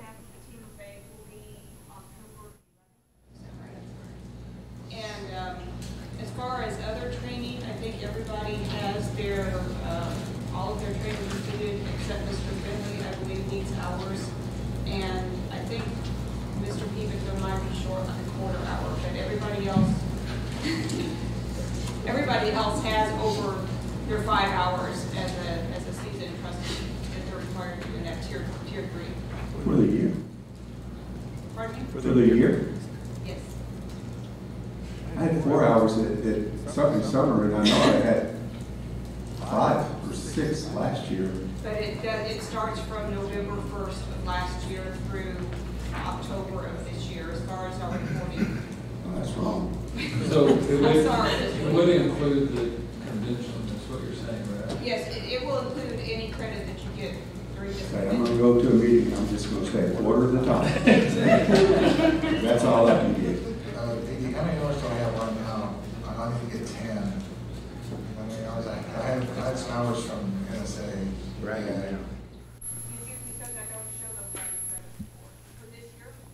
Well, I was in NSBA for like 2 different classes, so it should be there somewhere. Okay.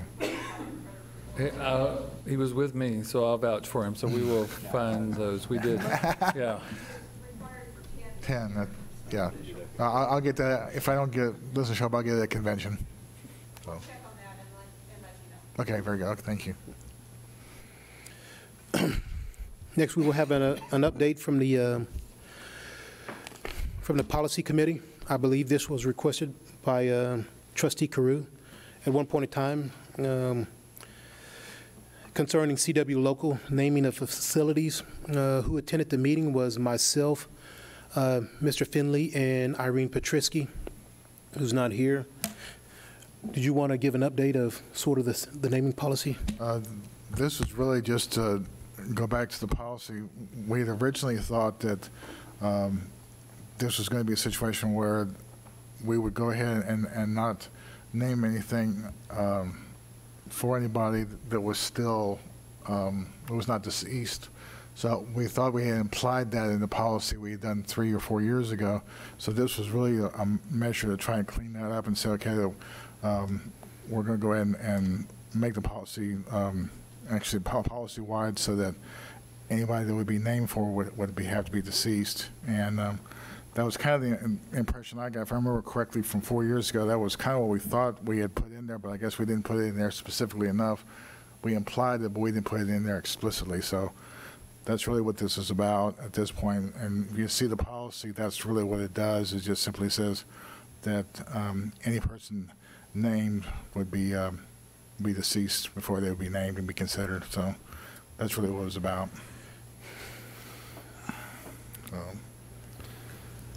Well, I was against this policy 3 or 4 years ago, and I'm still against it, and I'm certainly going to be against anything that creates a situation where a person has to be deceased to have something named for. Half the buildings in the school district, if not 3/4 of them, would not be named if we had that part in our policy at that time. I think we're eliminating a great many opportunities when we do something so restrictive like this, and I don't see the need for it. I just don't. I think the policy is restrictive enough, the way it's set out, and how elementaries can be named, secondary schools can be named. That's pretty restrictive. So I think the policy as it stands is fine, but that's just my opinion. Any other comments? Mr. Pivotal, believe it or not, I'm going to agree with you. Yeah, this, for those of you that are kind of relatively new, I mean, we probably had no more controversial topics over the years, or at least the years I've been on the board, than this naming policy, quite honestly. Probably nobody would even recognize this today, but probably the most controversial topic we've ever had was the naming of Steele High School. I mean, it was to the point of being ridiculous. I mean, we must have had 400 people in the auditorium at Dobie. I mean, it was bad. And today, nobody in the right mind would change that name. I mean, it's an iconic name across the state. And we've had several issues over the years where people get really upset about this whole thing about naming our facilities. I know we've changed this policy a half a dozen times. I'd be much more in favor of a relatively flexible policy, one that does allow discretion with the board. I agree with Mr. Pivotal. It's already too limited. I mean, now to say someone has to be deceased, I mean, I don't know. That's just, you know, like you said, half of our facilities wouldn't have been named what they were if you had to be deceased. As a compromise, I'm somewhat okay with you can't name it after a current employee.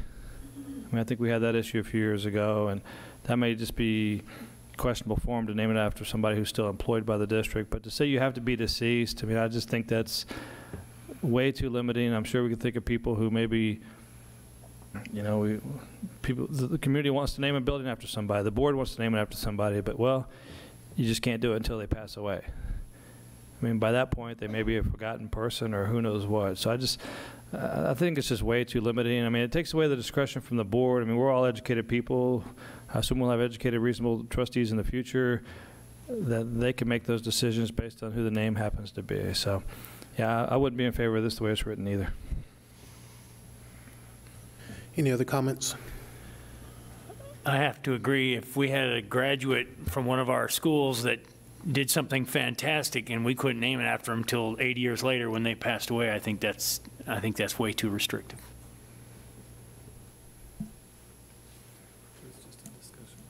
It's just a discussion item, as Dr. Gibson. It'll come back next month. My take is that it might be restrictive for another reason, because we already have another policy in place whereby naming has to go through another committee. And then the committee can then eliminate and then suggest names to the board for, for approval. So if the board decides that a name is not good enough or not, then that's the committee, and it'll eventually come back to the Board of Trustees for approval. So I think there's already a policy to sort of address, if somebody's worthy or not. So, but just a discussion item. Any other comments? I guess my question would be, what was the basic or premise about why this came about? I mean, what brought that restriction? Which restriction? You must be deceased first. I mean, I understand it. I know in some respects, I get it. But just, was there a situation that came about, or what led to it? And correct me if I'm wrong. I think when we discussed this, I think the original reason, and like I said, correct me if I'm wrong, was that it was to limit the possibility of naming it after somebody, and then next thing you know, something comes up with that person, and oh, we shouldn't have named that, and now they're having to go back and rename a high school after somebody or something because of something happened. I think that was the discussion we had of why it was deceased. Maybe if we looked at just different options, and I'm just throwing these out there because obviously it's my last night, but instead of saying that they're deceased, adding time limits to it. Instead of saying, you said a former employee or whatever, or a former student, I think that's great. I think that's what they did in Judson. But, adding maybe a time limit, so that way they don't turn around the very next year and name a high school after somebody that, did something or whatever. And then the only other thing is maybe clarifying a little bit, because I don't think this clarifies everything that we name. So maybe clarifying what a facility is. Right now, it just talks about a building or whatever, so those would be my recommendations. We can certainly take it back to the policy committee and work on some more and see if it'll pass. Yeah, so I could agree with Mr. Cruz said. I mean, I think we had an issue a few years ago. Just, you hate to put an employee in a tough spot, too. If somebody nominates them and now you got to possibly say no, not because you don't want to respect or honor that particular employee, but just because you think it's not really appropriate to name something after somebody who's still working for us. You know, I mean, there needs to be some kind of separation from the district, 5 years or what have you, whether that's a trustee or whether that's an employee or what have you. But yeah, I think to make them deceased, I mean, that's just, we could have some graduate land on the moon or something at age 25, and you're going to sit there and say you can't name a building after him for another 60 years, and by then we're all gone. It's just, I don't think that's really appropriate. So I would say at least have some separation from the district for some period of time. If we may, Mr. Westbrook, so the process would be to bring it back as an action item as it exists right now next month and see what that vote is, and then see if a trustee, depending on that vote, wants to have further discussion. That's a process, but I'm... All right. And also, let me throw up too. I mean, I may have missed some of these meetings, but we also got to be careful, because I know this happened in the past too, of when somebody's name has been submitted for consideration, and then we somehow appear to be changing the policy in the middle of the process. I don't know if that's taking place right now or not either, but we need to have some kind of restriction on this, that we do this on an annual basis or whatnot as far as our naming of facilities, but try to steer clear of changing the policy while we're undertaking possibly naming a facility or school after somebody in the process. I mean, does that make sense? I don't know if that's what we're doing right now, but I think we may have done that the last time, and I just don't think that's the appropriate way to do it either. That's what happened when we were naming Cibolo Valley Elementary. We were trying to name an elementary school, and then we decided to go through a naming the facility policy change at the same time, which was pretty awkward. So what I will assure you is that staff will not put this on the agenda, ever. That you can count on. So it'll be at the board's discretion. This item will never be on this agenda from a staff recommendation. It will only be from the board's discretion. Well, yeah, but you have anything? That'll be fine, but in the meantime,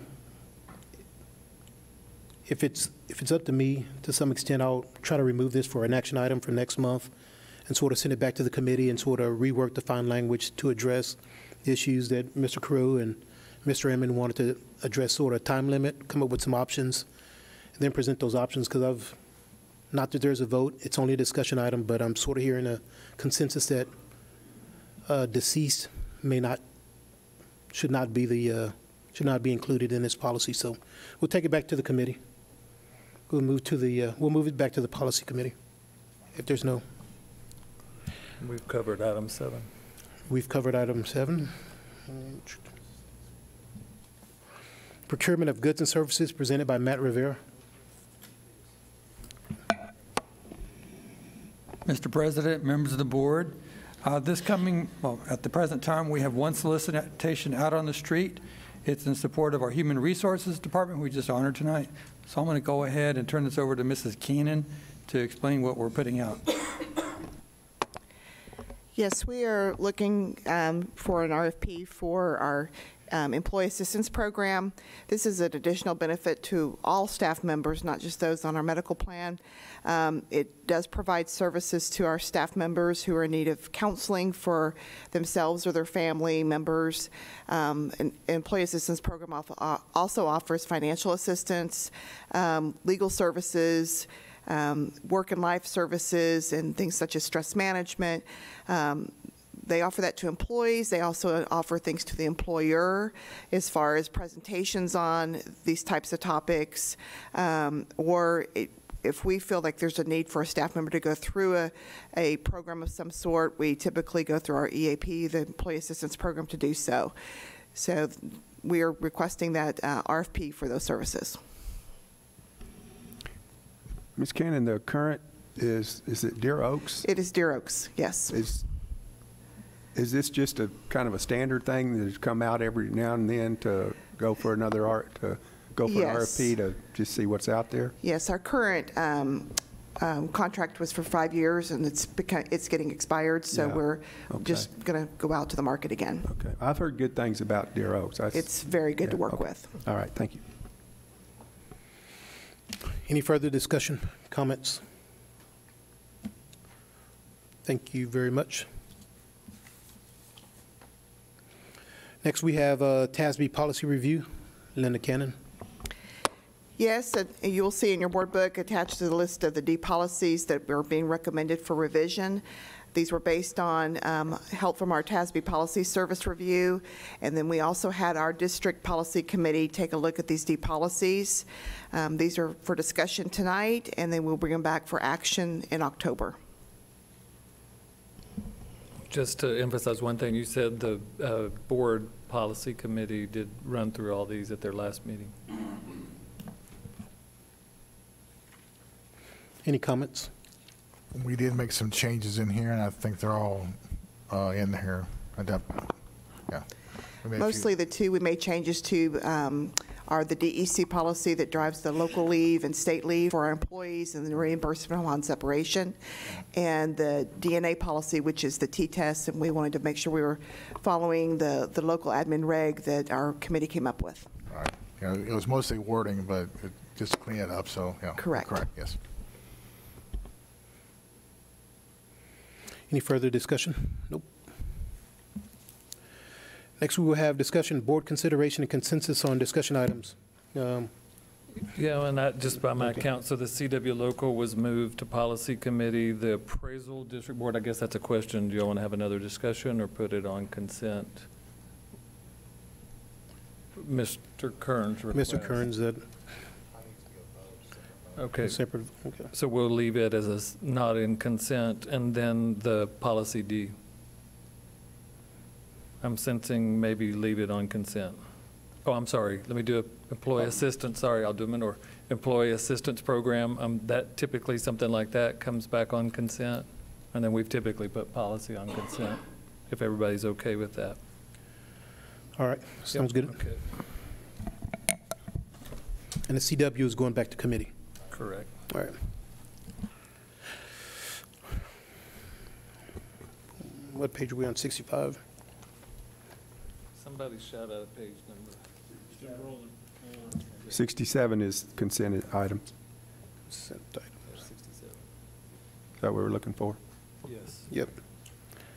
Does any board member want to pull any of these consent items? Mr. President, I move that the board approve the consent agenda item as presented, starting on page 67.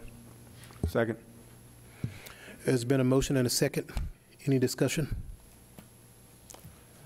All those in favor of approving the consent items, A through I, raise your right hand.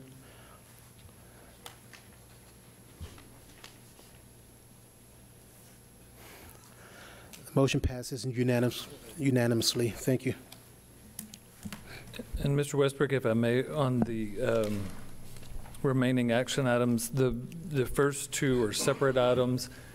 The first one you're used to seeing annually. Ms. Cannon will lay that out in a moment. Then Ms. Maloney, we had to accelerate this one, and there's a reason for that. She'll explain that, and that's a capital improvement project with the Guadalupe Appraisal District. And then 3 and 4 actually go together. And so I might ask if it's okay with the board to just have the discussion about both of those at the same time, because if 4 is going to be considered, a budget amendment would have to be approved, and it has to be in this order. And so, in other words, budget improvement has to be approved before the board has to allot the money before they allot. So my recommendation is to have the discussion together and then back up and vote on 3 and vote on 4 in order. Okay. So no problems with that? That's okay. But now we're going to still have Linda Cannon, correct? Yeah. Request for maximum class size. Yes, the district will need to submit a maximum class size exception waiver to the Texas Education Agency for the 18-19 school year. At this time, we have several classrooms that are over the state ratio of 22 to 1. in our kinder through fourth grade classes. This waiver will be based on the enrollment as of September 14th, last Friday. Requesting a waiver for our K-4 campuses is really a cost savings measure for our district. To meet the state ratio of 22-to-1 for all of our K-4 campuses, it would have required us to hire 14 additional teachers at that level. When you cost that out at a ratio of $65,000 per teacher, that's about $910,000 for this year alone. So over the years, we've been able to save, have some cost measures in place because of the ratio. We still do monitor the ratios, looking at numbers to make sure that they don't get too high. And then for each classroom that has a class size waiver in place, we do send letters to the parents so that they are aware they're over the 22-to-1 state mandate.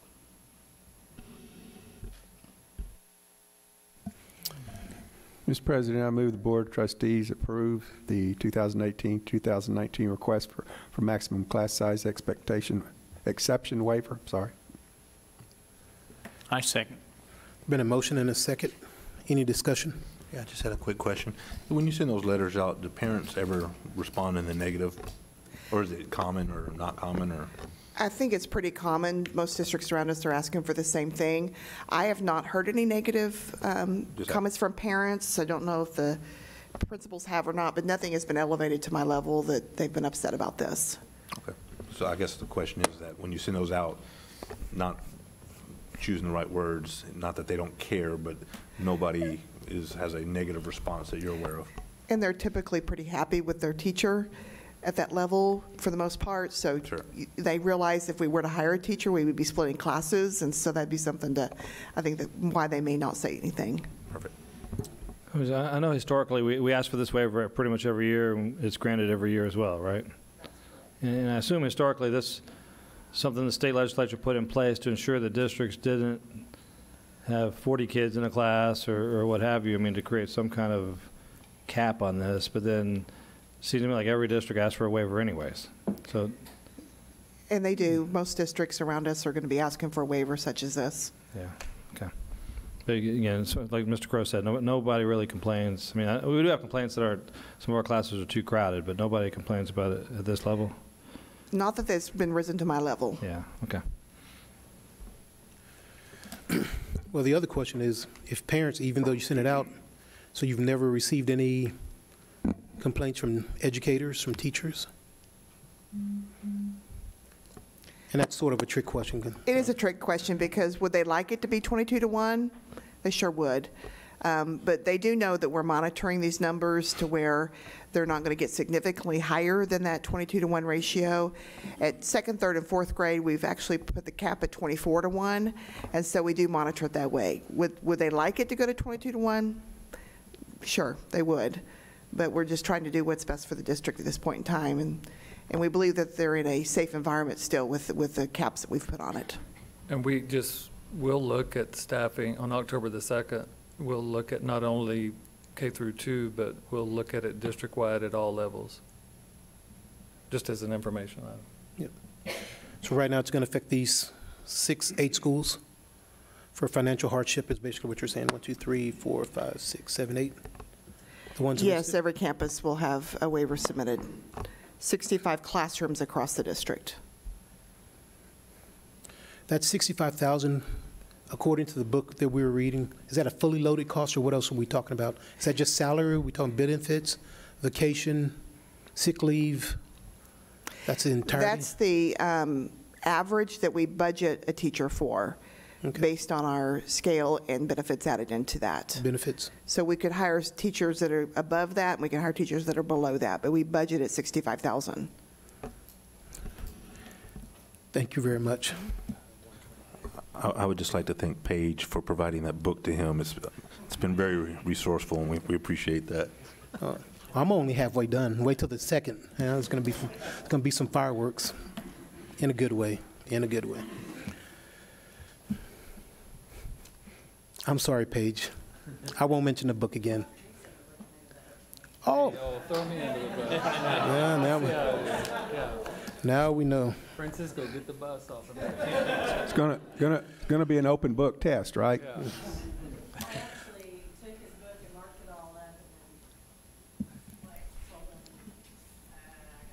Yeah, I finally gave it to her.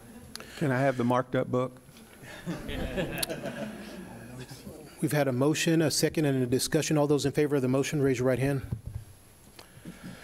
Motion passes 6-0. Oh, yeah, 6-0. Next, we'll have request for board approval. Guadalupe County Appraisal District, Paige Maloney. Yes, thank you, Dr. Gibson, President Westbrook, members of the board. The Texas Property Tax Code details a very prescriptive process for improvement projects for county appraisal districts, and we were notified of this, and the explanation letter and the resolutions are attached. When we did go and consult our policy, sure enough, in there, in our CCH legal, and I'll quote it, that if the conveyance of real property or the construction or renovation of a building or other improvement by an appraisal district must be approved by the governing bodies of 3/4 of the taxing units entitled to vote on the appointment of appraisal district board members. So tonight, for them to be able to get started on their capital project, I believe it's a part of their parking lot, having a covered area to their parking lot is what they're doing. It's of no cost to us. We have our set costs for the appraisal districts that are preset prior to the school year. But by resolution, we are basically rubber stamping, okaying the fact that they can do this capital project. So they're doing it within the budget that has already been provided to them, but by statute, they have to ask special permission for something that's capital improvement. Yes, a prescriptive resolution.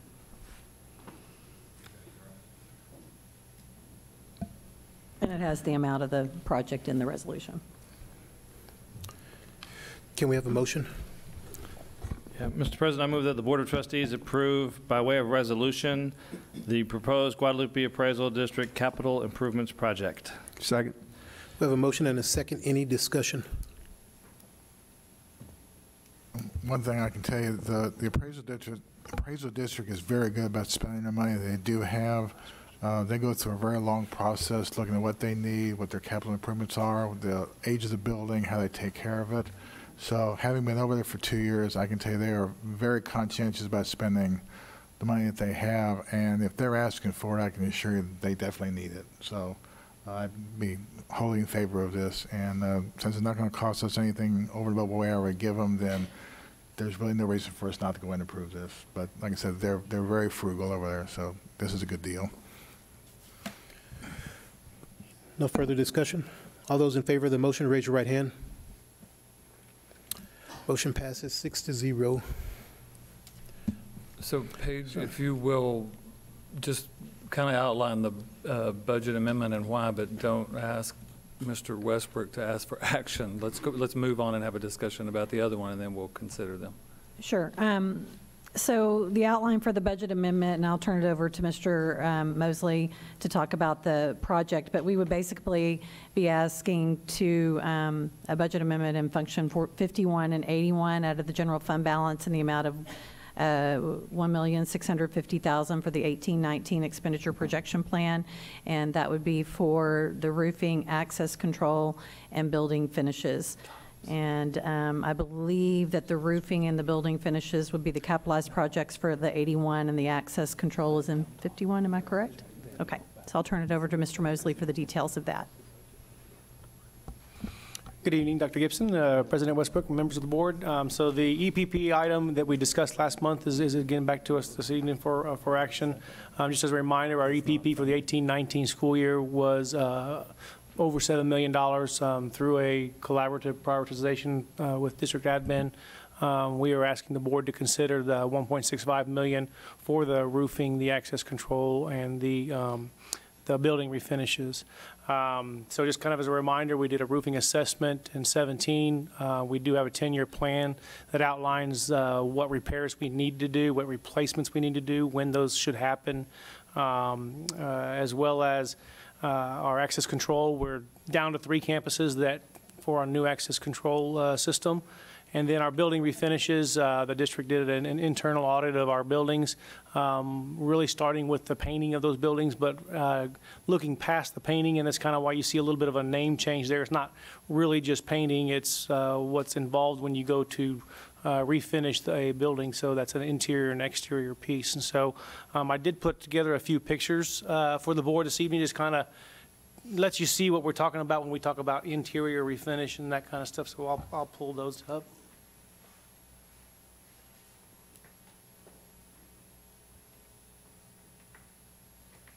JD, while you're pulling it up, how old are the roofs that we're talking about? They're going to vary in age.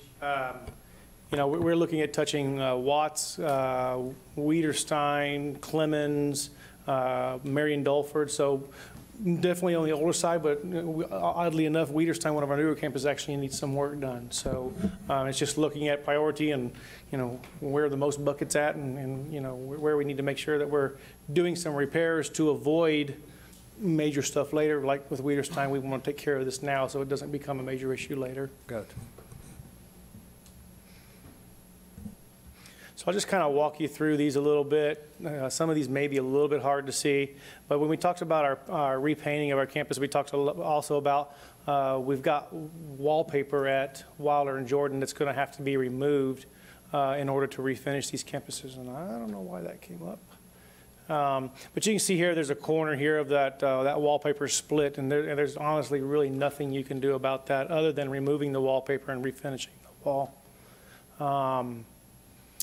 This is just a picture of, you know, an example of door frames, you know. So when we go through a repaint a building, we're talking door frames, you know, all the trim work as well. You know, again, this is wallpaper at one of these two campuses, and you can see the staining on the back of the wallpaper. No matter how much you clean this, it's just going to look like that, and you're not going to get it any cleaner than that. So, you know, the end result, again, is you have to pull this off and you have to refinish it. Here, just showing some bubbling, again, in those wallpaper areas. You know, the same thing we're talking about there. You can see some of our repair jobs here. You know, this is our staple repair. So when that wallpaper starts coming off, we've tried lots of different methods to try to keep the wallpaper on the wall, but you can kind of see that's what it looks like. Again, you get some stains on the walls, and you just cannot, you know, some of these things you can't get off. You can, again, a lot of our seams are where we're having a lot of the issues. So you can kind of see our staple repair. I would say a lot of these repairs are teacher completed repairs on some of these this wallpaper. So our teachers helping us out there, trying to keep it together for us. You know, same kind of issue there. So also talking about when we're refinishing the insides of the building, you know, we've got our wood doors that we need to take a look at our wood doors as well. And so, you know, while not every door would need to be touched, we are going to have some doors that are going to need to be pulled, sanded, refinished as part of those projects. Exterior-wise, it's kind of an example of exterior. You can kind of see some of the rust and corrosion that are going on here. We need to get paint on some of these exterior pieces before that leads to more problems as well. Just another picture of that also. Talking about roofing, you know, this last few weeks have put a real test to our roofing. Did want to show you a couple of the things that, you know, unfortunate things that we're doing to try to, you know, extend the life of as long as we have. But you know, what you're looking at here, this is a catch can with a hose on it up in the ceiling. You know, versus just replacing tiles often because we haven't been able to do the repairs. This is kind of some of the things that we've actually had to do to you know, avoid replacing tiles constantly.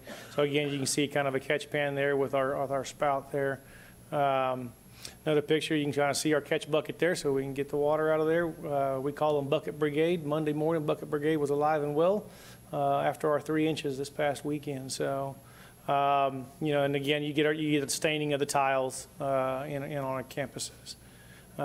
Just a picture of another bucket up there in the ceiling and more stained tiles. This is kind of, you know, and this doesn't tell a lot to a lot of people, but this is a picture of asphalt, one of the roofs that we would be looking at. This is the cracking of the asphalt, and it's really just kind of like cracking of asphalt that we drive on. You can kind of imagine as that cracks, it becomes, you know, it becomes brittle and it's not going to hold any longer. Is that? I'm sorry? Is that Dalford, that old? No, actually, I believe this is the field house over at Clemens. Oh, okay. Yes, sir. Wow, okay. Oh, that's pretty old too. Yes, sir. and this is, you know, this is a cap sheet, and you can kind of see where the seams have pulled apart on those cap sheets. This is just an example of where water is ponding on the roof. Anytime you have water sitting, that's bad for us. This is actually a roof that is under warranty, but it doesn't cover us. It covers the materials of the roof, but we've got to get in there and repair it so the water doesn't pond on it, so that we can continue to maintain the rest of the warranty on that roof. And then this is another one that, this is a roof drain. If you're not aware, that a lot of our buildings, the gutters are inside the building, not on the outside of the building. And so this is an example of one of those that needs to be repaired. This is one of our few gravel roofs that we still have in the district. This is actually over at Marion Dulford. And you can kind of see where the gravel's gone and you're left with the tar paper here. So this is a piece that, you know, we're going to have to do some repairs on there as well. So. Just kind of want to kind of put some pictures to kind of what we were talking about there. And then I can answer any other questions we might have about the projects. So the original request for expenditure projection plan a few months ago, or several months ago actually, was somewhere around $4 or $5 million. And then the trustees had asked us to bring it, I guess, prioritized. So tonight's list represents that prioritization and movement from that $4 or $5 million to 1.65. Yes, sir. And if that's the end of the discussion, you can go back to item number 3. Item number, well, it has to be in this order. Yes, sir. Yeah, consideration has to be in this order. So we need to do the budget amendment, approve the budget amendment before we can even get to the EPP. Correct. You have to approve the funding for the project before you approve the project. Exactly. Yep. Mr. President, I move the Board of Trustees approve Budget Amendment Number 1 as presented for roofing, access control, and building refinishes for the school year 2018-2019 expenditure projection plan. Second.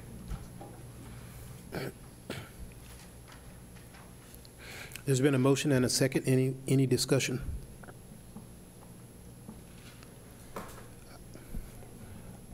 Before we get to 3 or 4, I will tell you, well, this is 3, but you have to get to 3 before you can get to 4.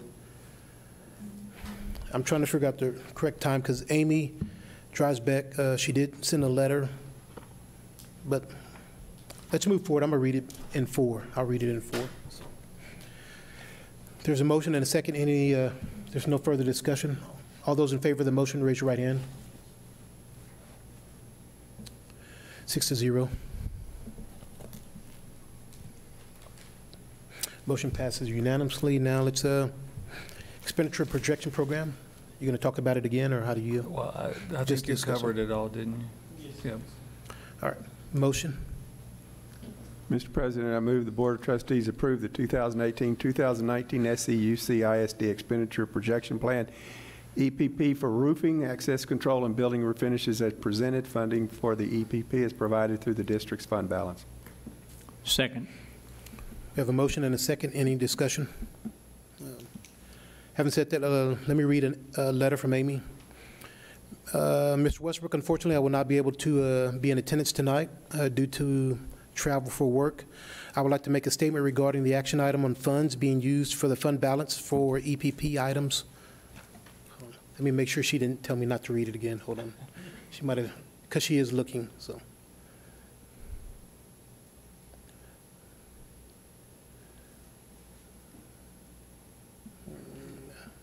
Okay. No, she hasn't refused. Okay, so she hasn't told me not to read it. So fund balance being for EPP items, I would ask that you would read the following statement to the board. I wish that I could be in attendance tonight so that I could be present to discuss the action item, but unfortunately, I had to travel for work this week. I understand that some maintenance issues have been deemed to be used for our fund balance. At this time, I feel that the roofing and access controls are necessary for repair and for safety issues, but feel that due to the budget constraints, we should be reevaluate the $800,000 interior finish or painting expenditures. I want to make sure all instructional needs are being met before we consider using our fund balance for this particular need. Thank you, Amy Dreisbeck. Yeah, she would prefer to put some making sure all of our instructional needs are taken care of prior to sort of this deferred maintenance, 1.6 million. Just since she wrote that and brought that up, is there a specific instructional need? I can't elaborate. That's what she wrote. Yeah, That's what I read. I know. I just, Yeah. maybe Dr. Gibson or somebody could. So there's not an instructional need on the EPP that has been bumped by these roof repairs and security repairs? No, well, one could argue that, it's lean.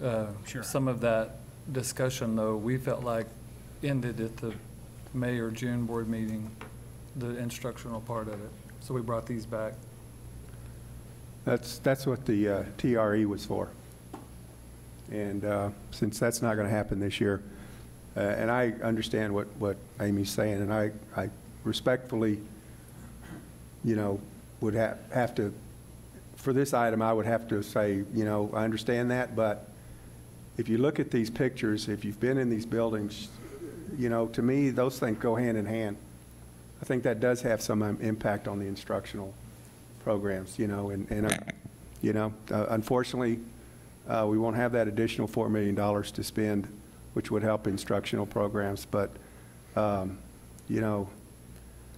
I've seen roofs come down in classrooms, ceilings come down in classrooms, and you just don't want that. Roofing can solve a whole lot of issues. Part of the issues that we have at Wilder with the interior is part of the building itself, the roof and the exterior. The way it was first built, and then adding on a wing to Wilder, the yellow wing. You're marrying two roofs together. You always have issues with that. So, to me, I understand, but I think this is something that needs to be done. We can't keep pushing this stuff back. John. I guess what I'll say is, I think one of the hardest things on the board sometimes is to decide how to spend money, because we're spending the community's money, and I think we all have probably different opinions on it, and I think the TRE was one example. I think there were different viewpoints on it, respectfully. I think we all probably have talked to different people in the community on different items, and some people say this to us where they may say something different to another person. But I will say this is, and kind of to bounce off what Mr. Pivotos said, I think everybody does a wonderful job up here presenting items to the board and the needs for it.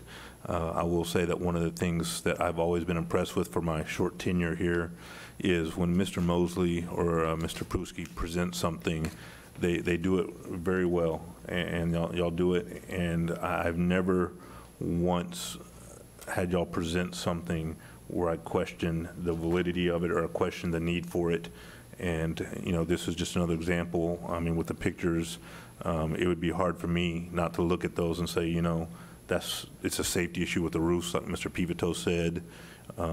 It's a aesthetic issue. It's all kinds, and I think y'all do a very good job of presenting it. And just for me personally, I don't think there's any doubt that this is very much needed. So.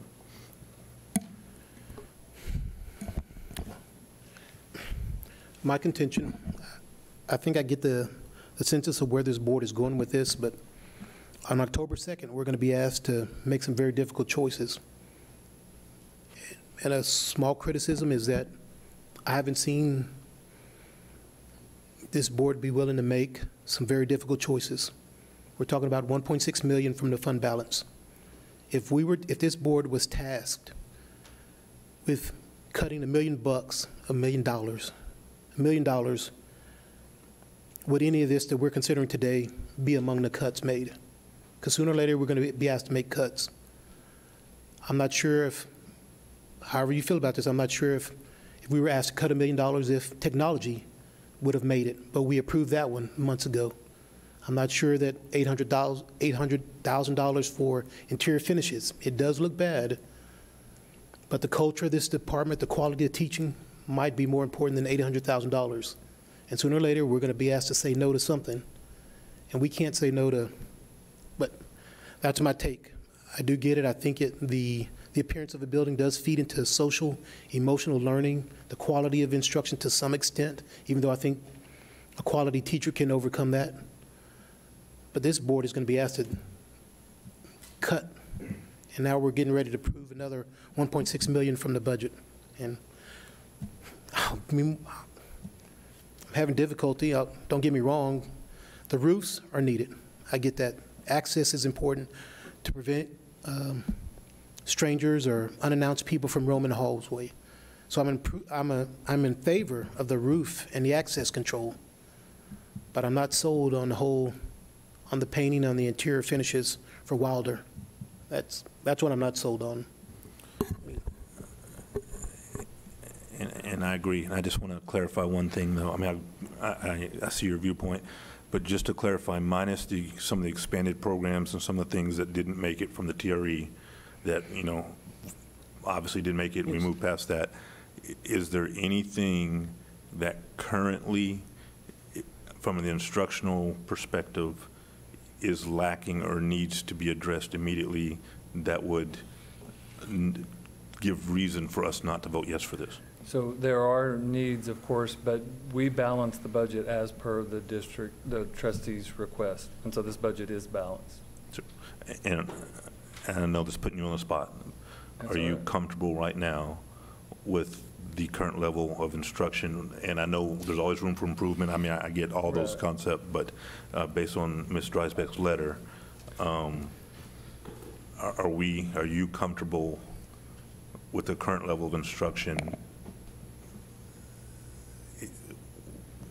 if we voted yes for this? Well, within the budget that was approved by the trustees, I mean, this is it. And I can tell you, our staff will go down swinging.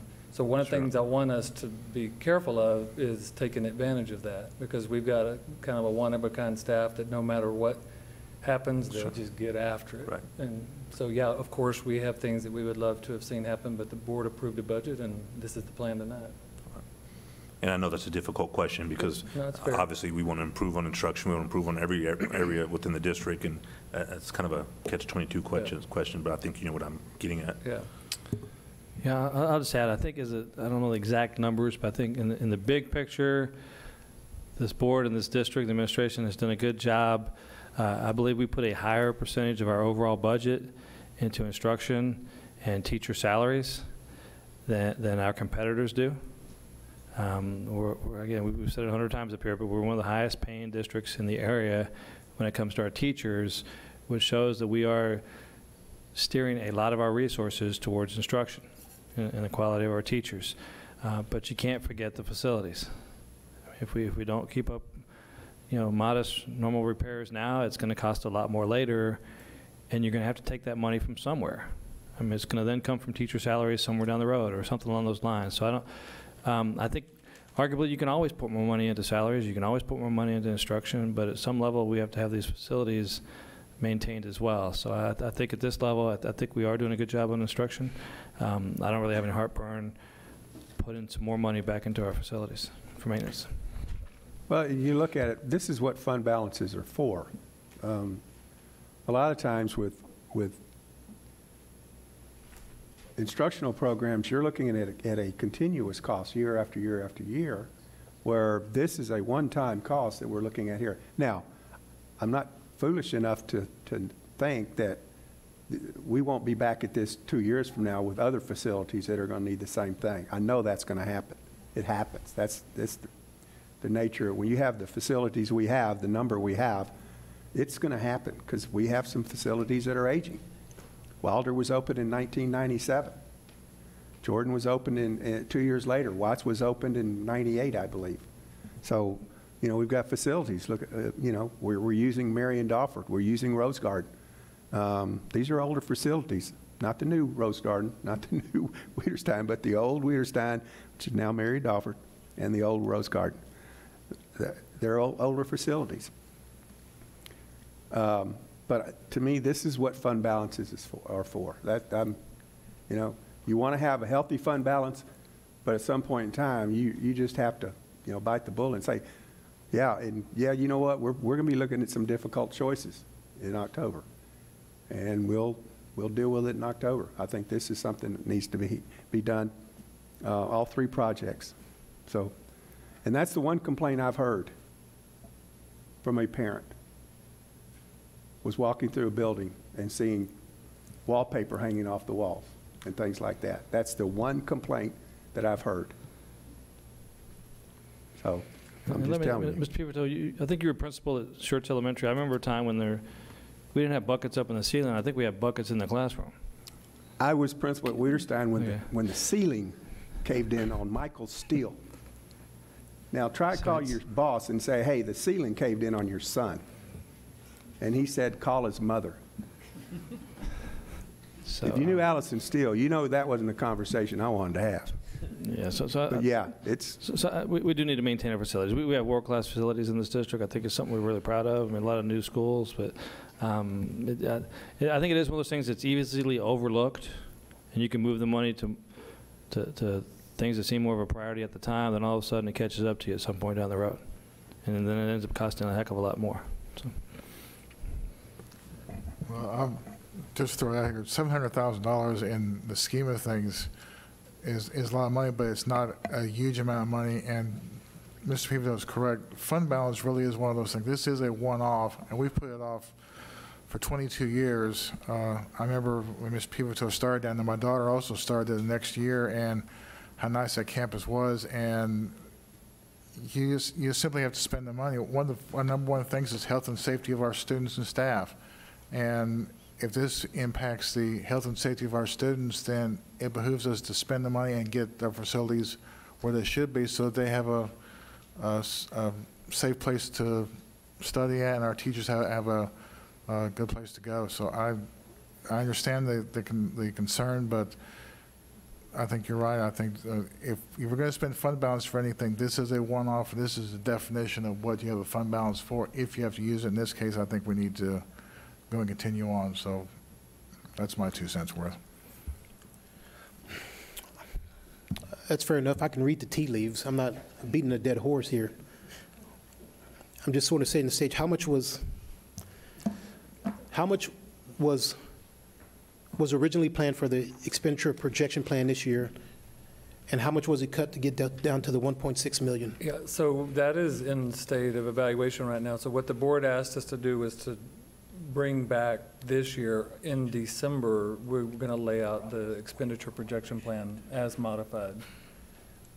No, I get it, but was 1.6 the original amount that was produced a year ago? It was $5 million. It was $5 million. Yes. $5 million was cut down to 1.6 million. So what happened to the other $3.5 million? They're now pushed to the 1920 budget. Exactly, pushed to the 1920 budget, and then further and further. So sooner or later, this is going to catch up with us, and it's going to come out of the fund balance.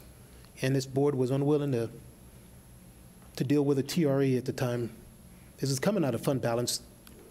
This is dwindling the fund balance. This is right. One of the recommendations that we want to try to begin in either 1920 or 2021 is not for it to be coming exclusively out of fund balance, but to work these items into the budget. Because this is the first, how many budget amendments did we have last year? 3? No, I believe we had 5 or 6, but some of them, I mean, they were different. We didn't have money in the 95, so we had to do that one. There were several, a food service or 2.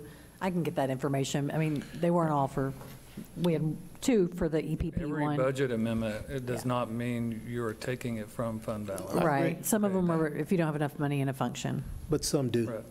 That's all some do, some do come from the fund balance. Absolutely, and we'll make sure, that's why we add a fiscal note to this, to make sure the board has their eyes wide open of which ones are taking from the general operating fund balance.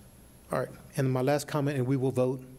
Every board member on this, every board member has just made an argument for not denying anything in October.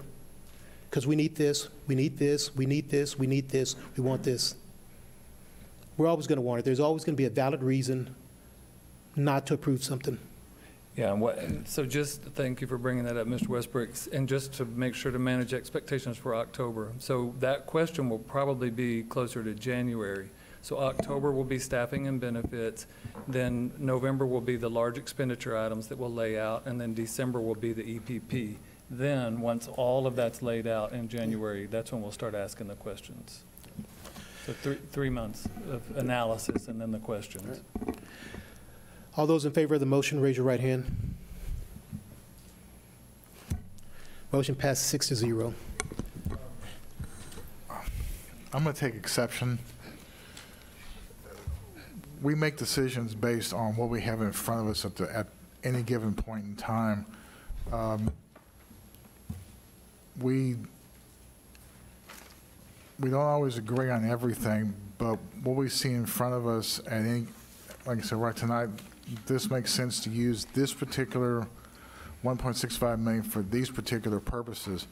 Yes, we'll make decisions in the future, and you're correct, there will be cuts, and we will make those cuts when the time comes. But you can't make a blanket statement and say we're going to approve everything when we haven't even gotten there. We don't have all the information. We don't have everything we need to know at this point in time. We will make cuts when and if those decisions come about. But to try and make a cut or try and make a determination at this point in time with incomplete information, or make a statement to say we're going to approve everything, I don't believe that's correct. We'll make a determination at the point in time we need to, based on the information we have available at that time. So that's the only exception I would make at this point. That there will be things I will look at everything. I will decide at that time if I think that it's appropriate, and I'll vote accordingly. I'm sure everybody up here will do the exact same thing. So I just don't think you can make a blanket statement and say we're going to approve everything when we haven't gotten there yet.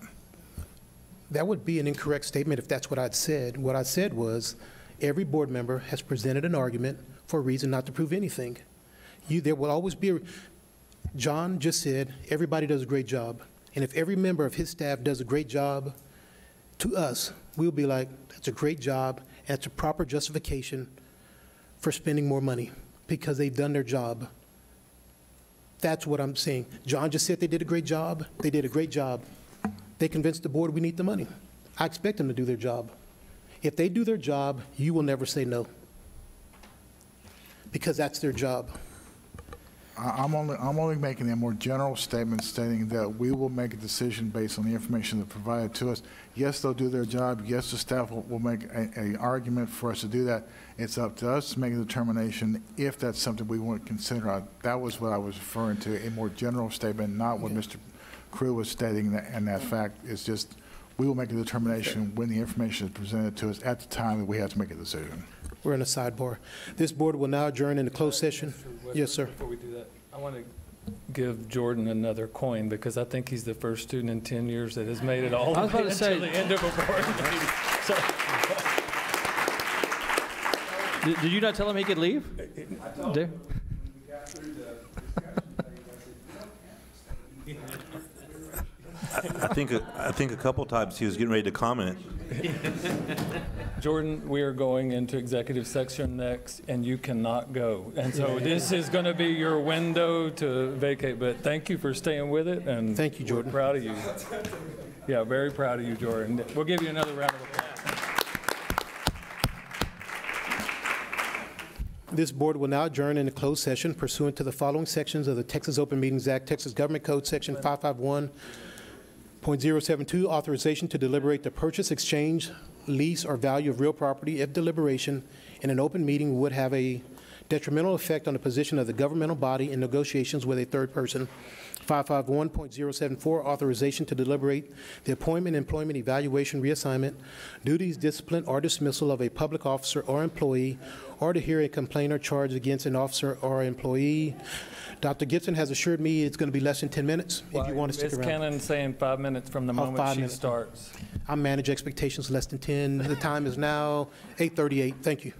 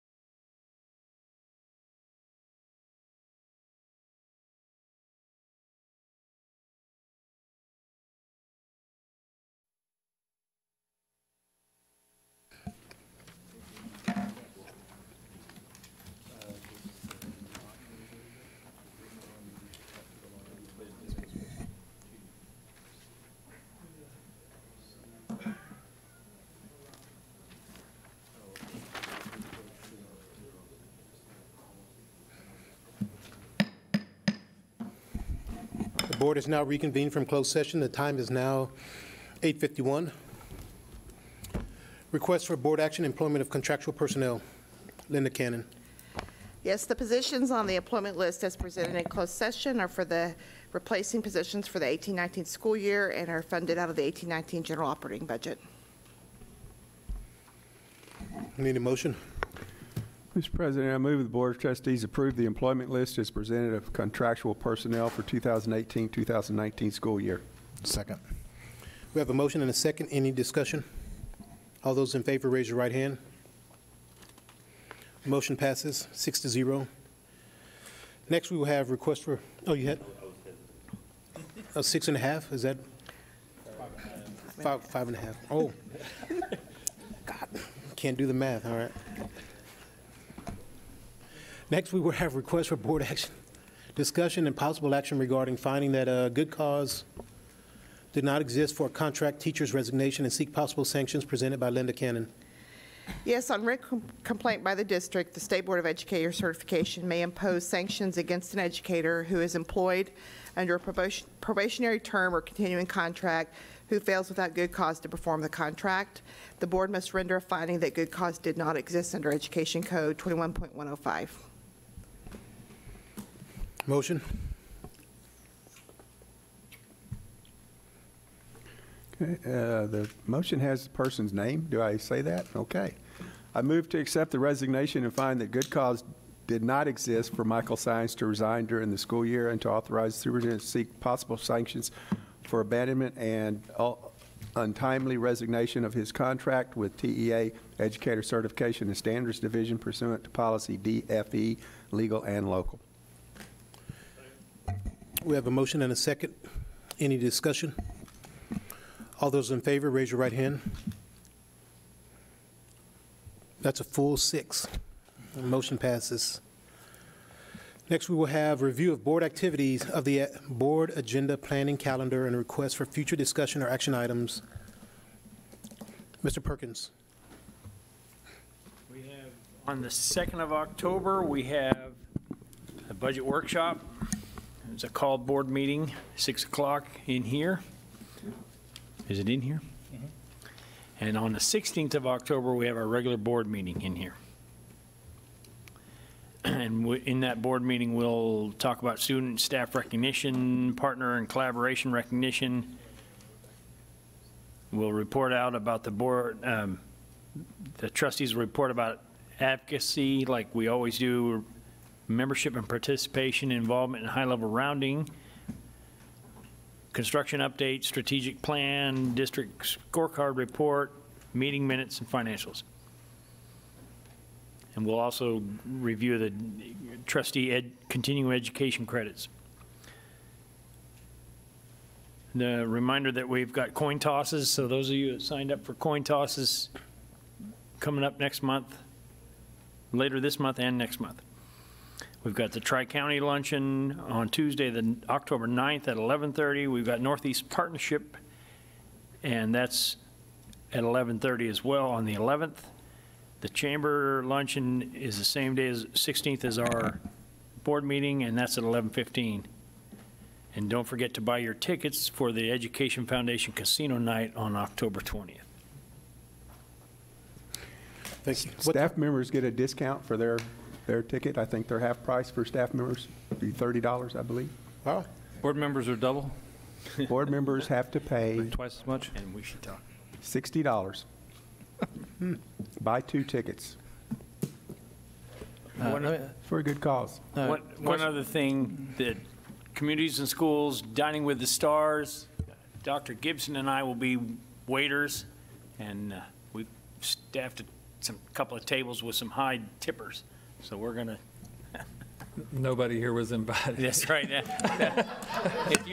If you didn't get an invitation, don't read anything into that. I'm going to say the wrong group. Mr. President, have we gotten the package yet for the TASB convention next week? All right. No, like we normally get like a packet for expense reimbursement and all that, and okay, just curious about that.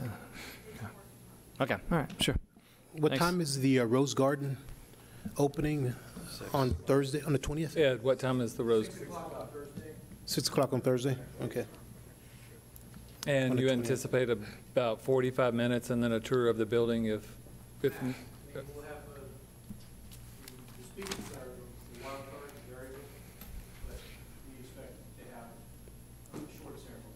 Okay. And a ribbon cutting outside the school, and in fact, the refreshments, if you would like, then the school. Okay, thank you. Would you like to speak from a former Rose Garden president? Sure, I give you one.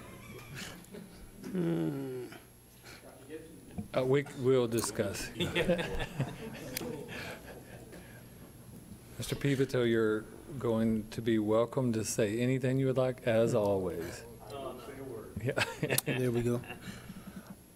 As far as the coin toss, I think I'm on the schedule for 2, but if you can let Leticia Seaver know, she's welcome to have one of mine, maybe not the Clemens, but she's welcome to have one of mine, so you can work her in the schedule. Do you have the coin toss scheduled by any chance? All right. I'll take the one with, what's her name, with the Senator Donna Campbell. She can have the other one.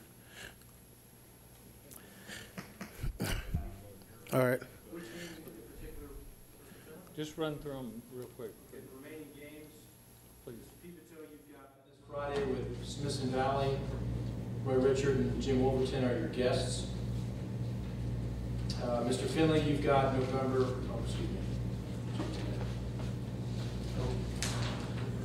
Ms. Dreisbach has the Steele Clemens game with John Kemple as the dignitary.